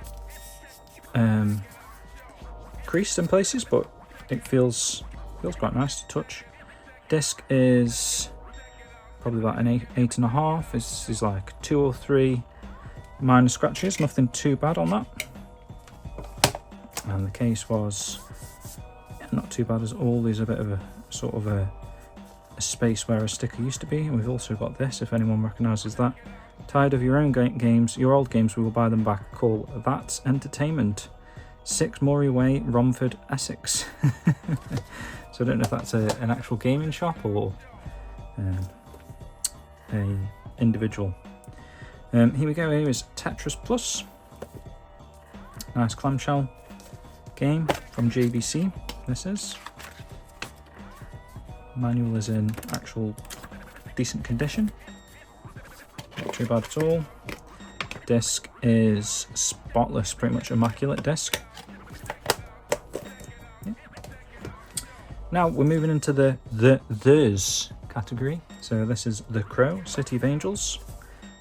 Again, just a style that I like. I know people put this under C. Uniformity wise, I like under the T's. It's an import apparently. Infamously very bad, The Crow, right? I think. The game, not great at all. Manual looks brand new. Disc looks brand new. And we've even got the claim insert in there as well. So yeah, generally Actually, that does feel like a brand new copy of The Crow. The only thing it's got is just this, where the cover's sort of sat against this plastic. I don't know if that's a weight issue or what, but it's got a very minor curvature to it, you can feel. Here was the House of the Dead. Originally, I had this in the dual case with the actual light gun. I know that's how most people got House of the Dead, with the light gun. Unfortunately, they didn't put the actual full-fledged game box inside those bundles. It was a dual case. So I've since purchased a case, like the cased version. There was one listed on eBay without a disc, without a manual. So I just combined my original manual, because again, the manual was loose, just like that. So it's the actual proper manual, but in the bundle, it's just loose, and the disc is exactly the same. So now it is a complete copy of the House of the Dead in a proper clamshell box. Next up is the Horde. This is the English version. We've got some, I don't know if that can wipe off, or it's actual artwork that's been removed. I can't really tell. Possibly a bit of artwork removed there. Still a bit sticky residue up here that just needs wiping off carefully. Spine is decent. Don't really know much about this game, the Horde. Looks like it's by Crystal Dynamics, the same people that made Gex. Disc is immaculate. Manual in decent condition. Next up is The Incredible Hulk, the Pantheon Saga. This is a game I owned as a kid, actually. So it's absolutely beautiful. It's a really beautiful copy of The Incredible Hulk. The manual looks brand new. The case looks brand new. The disc looks brand new. Yeah, really nice. This is a cool one now. So this is the King of Fighters 95. This comes in a big cardboard box. You can see here it's got the original SEGA seal on the bottom. Really not bad condition box considering the years as well. A little bit of a dent there. Very easy to do because there's a lot of empty space in this one, and you'll see why. So rather than having two clamshell games, there's actually a bit of a gap up here. So I'll show you why. So there's the game, and the reason why. Got to try and get this out carefully. Does that pull out, or I think the flap folds down? There you go. And there's your RAM cart. So there's a King of Fighters 95 RAM cart that you put in the back, that increases the RAM basically in order to be able to play this game, because this game won't work without that in the back basically. You can get say if you don't have the RAM cart and you want to play this game, I think Action Replay or a similar sort of cartridge like that will work. It will increase the RAM size for you if that's one of the features of like those memory card things. You can get some special memory cards that increase the RAM, I believe. Was it Action Replay? For some reason I've got that in my head anyway. But yeah, a really nice copy of King of Fighters. A tiny bit wavy look to it, but the manual, the game, the actual RAM cart there is all in great condition. Let's try and put this back in carefully. So yeah, it's sort of the flap on that folds down a little bit, and then that just slides down, and we'll pop it back in the back carefully. Oh, there is a tiny bit of tear there. I don't know if you can see that to this. Very easy done, I would have thought, because like I say, it's not the strongest cardboard, quite flimsy. And then you've got the age of the 25 years of the Saturn, or whatever it is. Or 30 years, is it now actually? 1995, for example. 2024. Yeah, you're coming up to 30 years of the Saturn. So yeah, they've stood the test of time, most of these. Here is the Lost World, Jurassic Park. Of course, the iconic logo. A little bit wavy again. I don't know why these clamshell ones are kind of like this, very similar. You've got a bit of a hole in the plastic of the clamshell, but it hasn't got to the artwork, so that's fine. This probably just needs, if you were going for like a real minty sort of condition, you'd replace the clamshell case on this. Manual's seen better days actually. Bit of a mark there, looks very well read. Looks like it's been in a dinosaur's mouth, to be honest. A T-Rex's mouth. And the disc. Yeah, some very light, scuffy sort of scratches there, but no deep scratches, just all surface scratches. Next up is the Mansion of Hidden Souls. Used to be $44.99. Yeah, this is it's got a strange feeling to this one actually. The Mansion of Hidden Souls.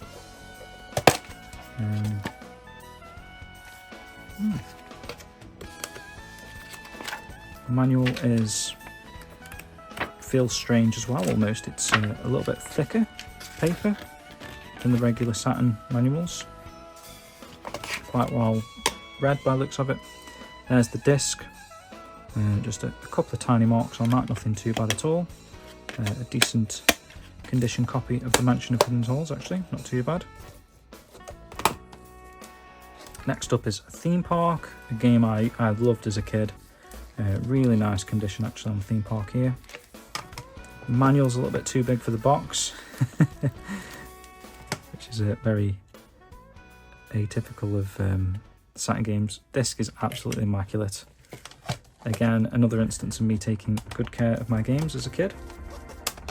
Awesome condition copy of Theme Park. I just noticed the cardboard came off a little bit there. Just needs a little bit of glue on that. Next up is Three Dirty Dwarfs. I believe rather quite a fun 2D beat 'em up sort of brawler type of game, I think. This is quite a nice condition copy of Three Dirty Dwarfs actually. Yeah, quite pleased with the way it looks. There's a bit of tape actually, but that looks like it was meant to be there. Weird if that was like part of the original packaging for closing this. Manual, very nice, nice thick. Oh, there's a little bit of a mark on the back of the manual, but the front, it just feels nice as well. Quite nice to touch. And disc is absolutely immaculate as well. So yeah, really nice condition copy of Three Dirty Dwarfs. Next up is Tilt, which is a pinball game. I did own this as a kid as well, I remember.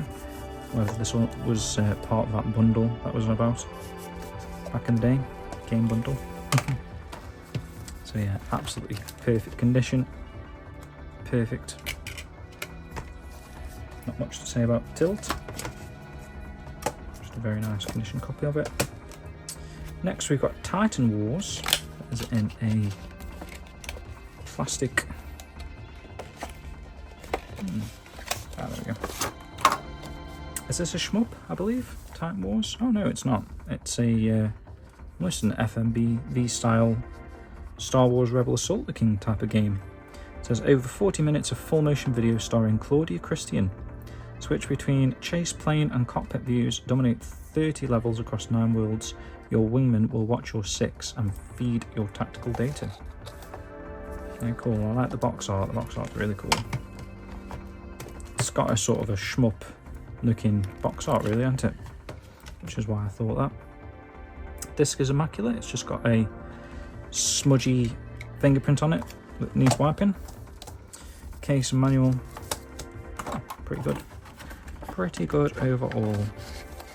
Pretty good. Put it back in the box protector. Get there. There we go. Ooh, one of my favourite games as a kid, Tomb Raider, the original Tomb Raider on the Saturn. Awesome game. Iconic. Probably my favourite Tomb Raider actually of all time. Manual is amazing. I remember I used to have the primer guide for this that I followed as well. Loved it. Great game. Here is Toriko, which I believe is another one that features that lady from D, right? Or am I making that up? Don't know why I've got that in my head. Unless it's another one made by the same sort of guy. Was it Kenji or whatever his name is? I can't quite think, you know, but oh my days. Manual's perfect. It's a double disc. Perfect disc 1. Perfect disc 2. So yeah, an incredible copy copy of Toriko, which the full title is Gekka Mugentan Toriko.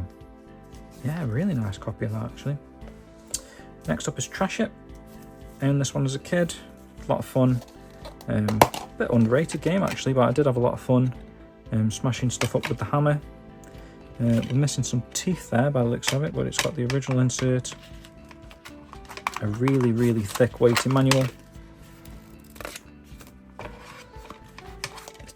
I remember this one sort of taking a bit to get into, but when I did, I had a lot of fun with it. Trash It. Next up is True Pinball. Potentially this was the pinball game I had, I don't know, it was either this or Tilt. They both look familiar to me for some reason, but this manual is crispy, wow. Disc is immaculate, just needs a wipe there I believe. Looks a bit mucky. Yeah, lovely condition copy of True Pinball. And then the last T is Tunnel B1. Is this a first person shooter? Kind of, maybe? Tunnel B1. A really cheap game actually. I think I picked this up for like a couple of quid, if not like £5 most. And I remember being quite surprised how good it was actually. Quite a fun game to play. A couple of little light scratches on the corner of the disc there. But yeah, a nice condition copy of Tunnel B1. In fact, the box looks and feels brand new. Right, we're coming to the last bits and pieces now. Should be able to nail all these now, I'd have thought. So these, Valora Valley Golf. An interesting looking golf game. I mean, from the front it looks like a crazy golf sort of thing, right? But judging by the pictures, it looks like realistic golf, but perhaps with sort of a surreal setting. Volcanoes going off and whatnot. Manual's a bit bent there, but we are a complete copy of the Laurel Valley Golf. Disc is decent, needs a wipe of course, missing a couple of teeth. Not the greatest copy of this game I'd have thought, but it is a complete copy all the same. Victory Boxing, JVC game, very old looking title this one, like dated for even for the Saturn it looks. Disc is okay, maybe about a 7 on the disc if I had to rate it, just needs a wipe. Manual isn't too bad, it's okay. Next up is Virtua Cop. We've got a lot of Virtua games in a row now, so get ready guys. So this is Virtua Cop Iconic Light Gun Shooter by AM2, Yu Suzuki. Suzuki's team there of AM2. Immaculate disc. Perhaps a tiny little crack there actually, you can see on the skirt of the disc hole. Struggling to fold it over. There we go. Virtua Cop. Great game. Virtua Cop 2. Updated in the updated case. Looks like we've got a little bit of like a coffee sort of stain or Coke or something, but there's no water damage that I can tell. Nice to see in this clamshell. Great game, the manual's great. Disc, it is actually Virtua Cop 2. I know what happened last time I did a sequel. Yeah, spot on. Nice copy there. Right, here we go guys. So some amazing condition copies now. So Virtua Fighter, the original Virtua Fighter, lovely condition. A little bit of scuff to the spine there, but it feels really nice in the hand. We've got a nice crispy fresh manual. Look at that, Virtua Fighter, the OG man. Disc just needs a bit of a wipe and it looks perfect. Perfectly passable. And we've also got an insert in there. Next up is Virtua Fighter 2, equally as nice looking. Really nice condition copy of Virtua Fighter 2. Bread and butter of a Sega Saturn collection, right? If you're collecting, look at that manual. Nice crispy Virtua Fighter 2 manual. Nice Virtua Fighter 2 disc. And there's another insert, video CD card advertisement. Continuing the Virtua Fighter games, we've got Virtua Fighter Remix here. So this is probably the worst condition cardboard box of the collection that I have, but very hard to find this one actually. It's not an expensive release as far as I'm aware, it's just not too easy to find it in this sort of condition. And it's a little bit different than the other cardboard games that sort of opened up here. This has got a flap, which, like I say, very flimsy sort of cardboard. People obviously pulled on that to get this out, and you can kind of see it has ripped. There's some tape holding the that part of the cardboard, or there was, until I just showed you, demonstrated. Yeah, not the best condition actually. Inside is sort of a Mega CD style case, which is in great condition, really nice. It's double disc. So the first disc is Virtua Fighter Remix, which is sort of like an updated version of the original Virtua Fighter with sort of Virtua Fighter 2 graphical models. There's the manual, and it also comes with the CG Portrait Collection. So there is a release of, I think about 10 or 11 CG Portrait discs that you can actually pick up in Japan, like Japanese exclusives, one for each character. Each of them have a song, like a vocal song, and various CG artworks of the character. And there's some real, like if you're a big Shenmue fan, there's some gold in the CG artwork for people like Akira. It obviously looks like they were almost planning Virtua Fighter RPG with that release, with some of the artworks. Here is Virtua Fighter Kids. So what I was saying was, so that disc actually comprises all 11 characters, like all the 10 and the bonus disc of Dural. Here's Virtua Fighter Kids. Nice condition copy of Virtua Fighter Kids. So, I forgot that was in there. So yeah, there's the disc. Really cool. Yeah, really nice condition copy of Virtua Fighter Kids.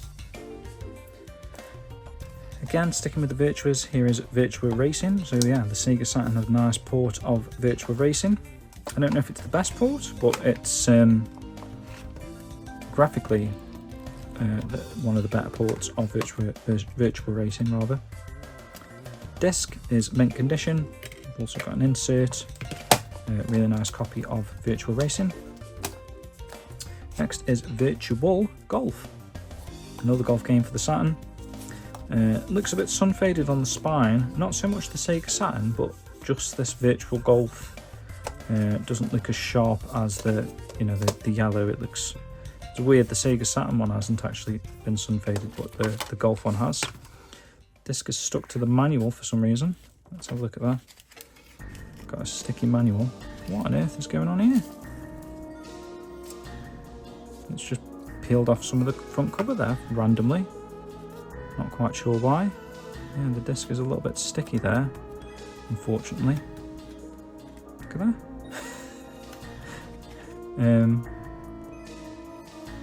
Not too bad overall though, other than that. I'm not quite sure what to do with that actually, because if I put it back, is it going to stick to the same part again, or is it going to stick to another part and potentially rip that? I might put that there actually. That was just a photographic print off. Just stops that disc from sticking there until someone gives that a proper wipe. Next up is Virtual Highlight. Very infamous game. Before Skyrim, there was Virtual Highlight. Oh, wow, okay, this needs gluing. Disc is absolutely immaculate. It's like a brand new disc. Manual is nice. It's a bit wavy. A little bit on the spine there too. Yeah, apart from the case coming away from the cardboard, that is a really nice copy of Virtual Highlight. Then we got Virtual On, Cyber Troopers. Decent looking condition copy of Virtual On as well. Manual.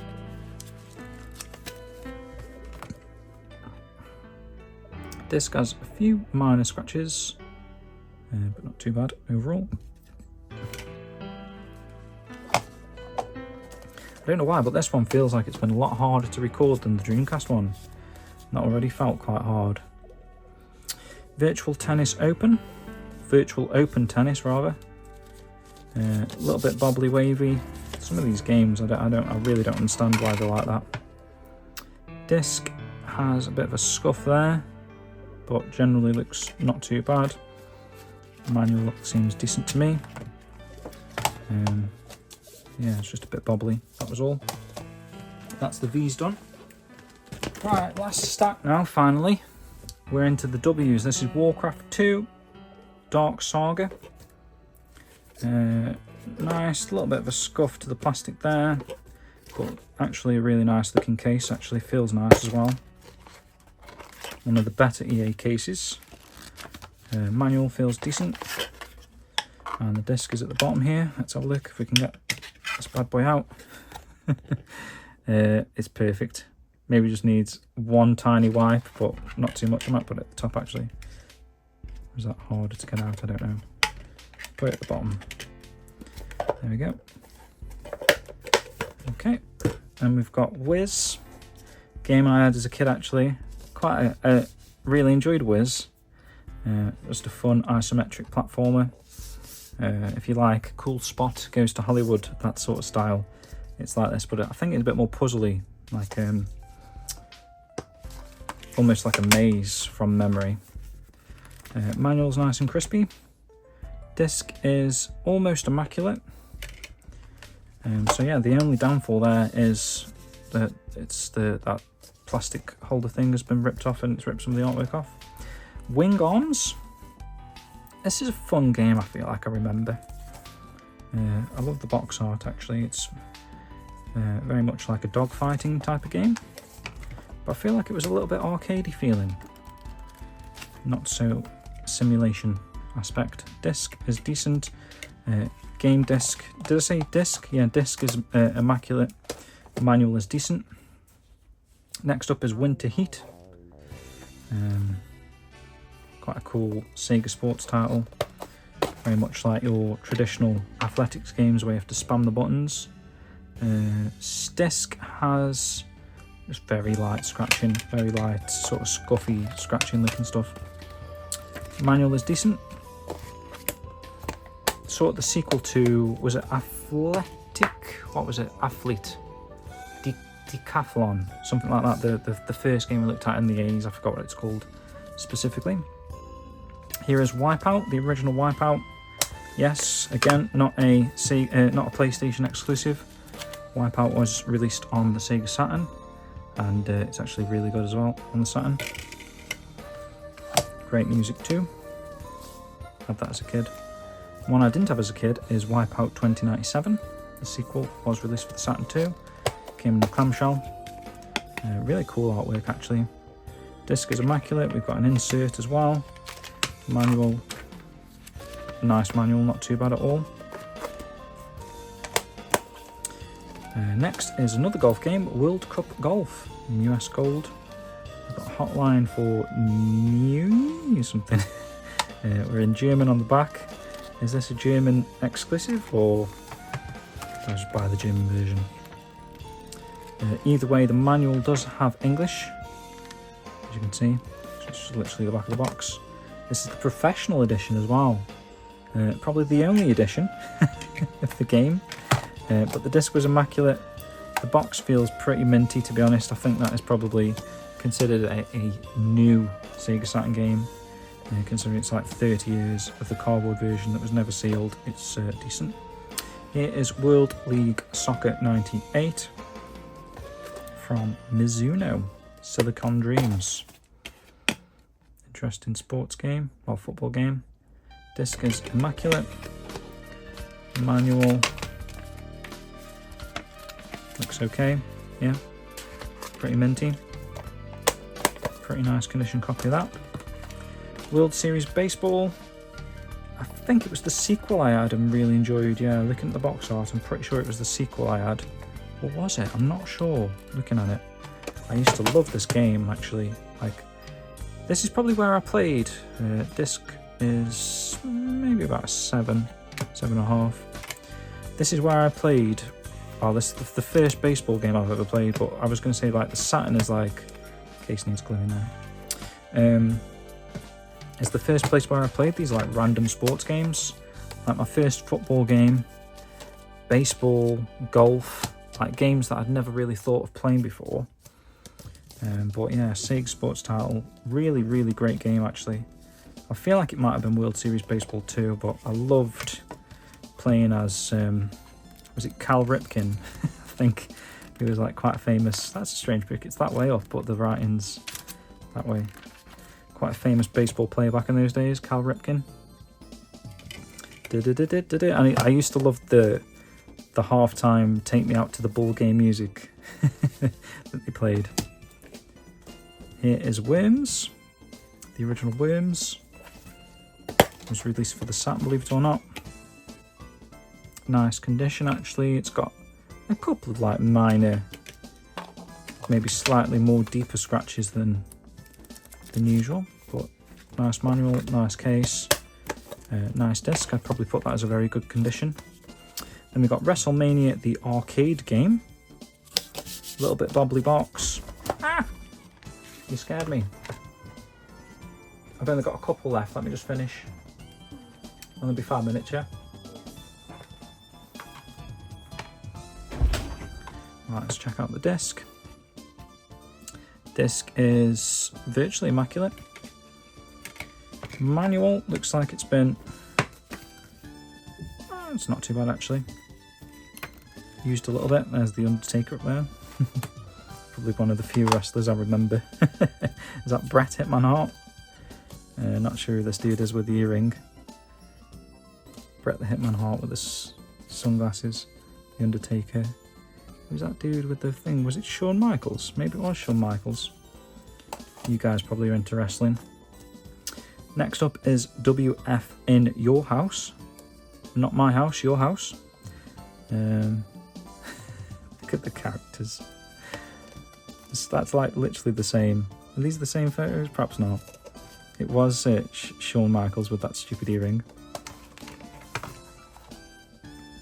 Disc is an 8.5, I'd say. Manual. There goes the neighbourhood. Crisp manual actually. WF in Your House.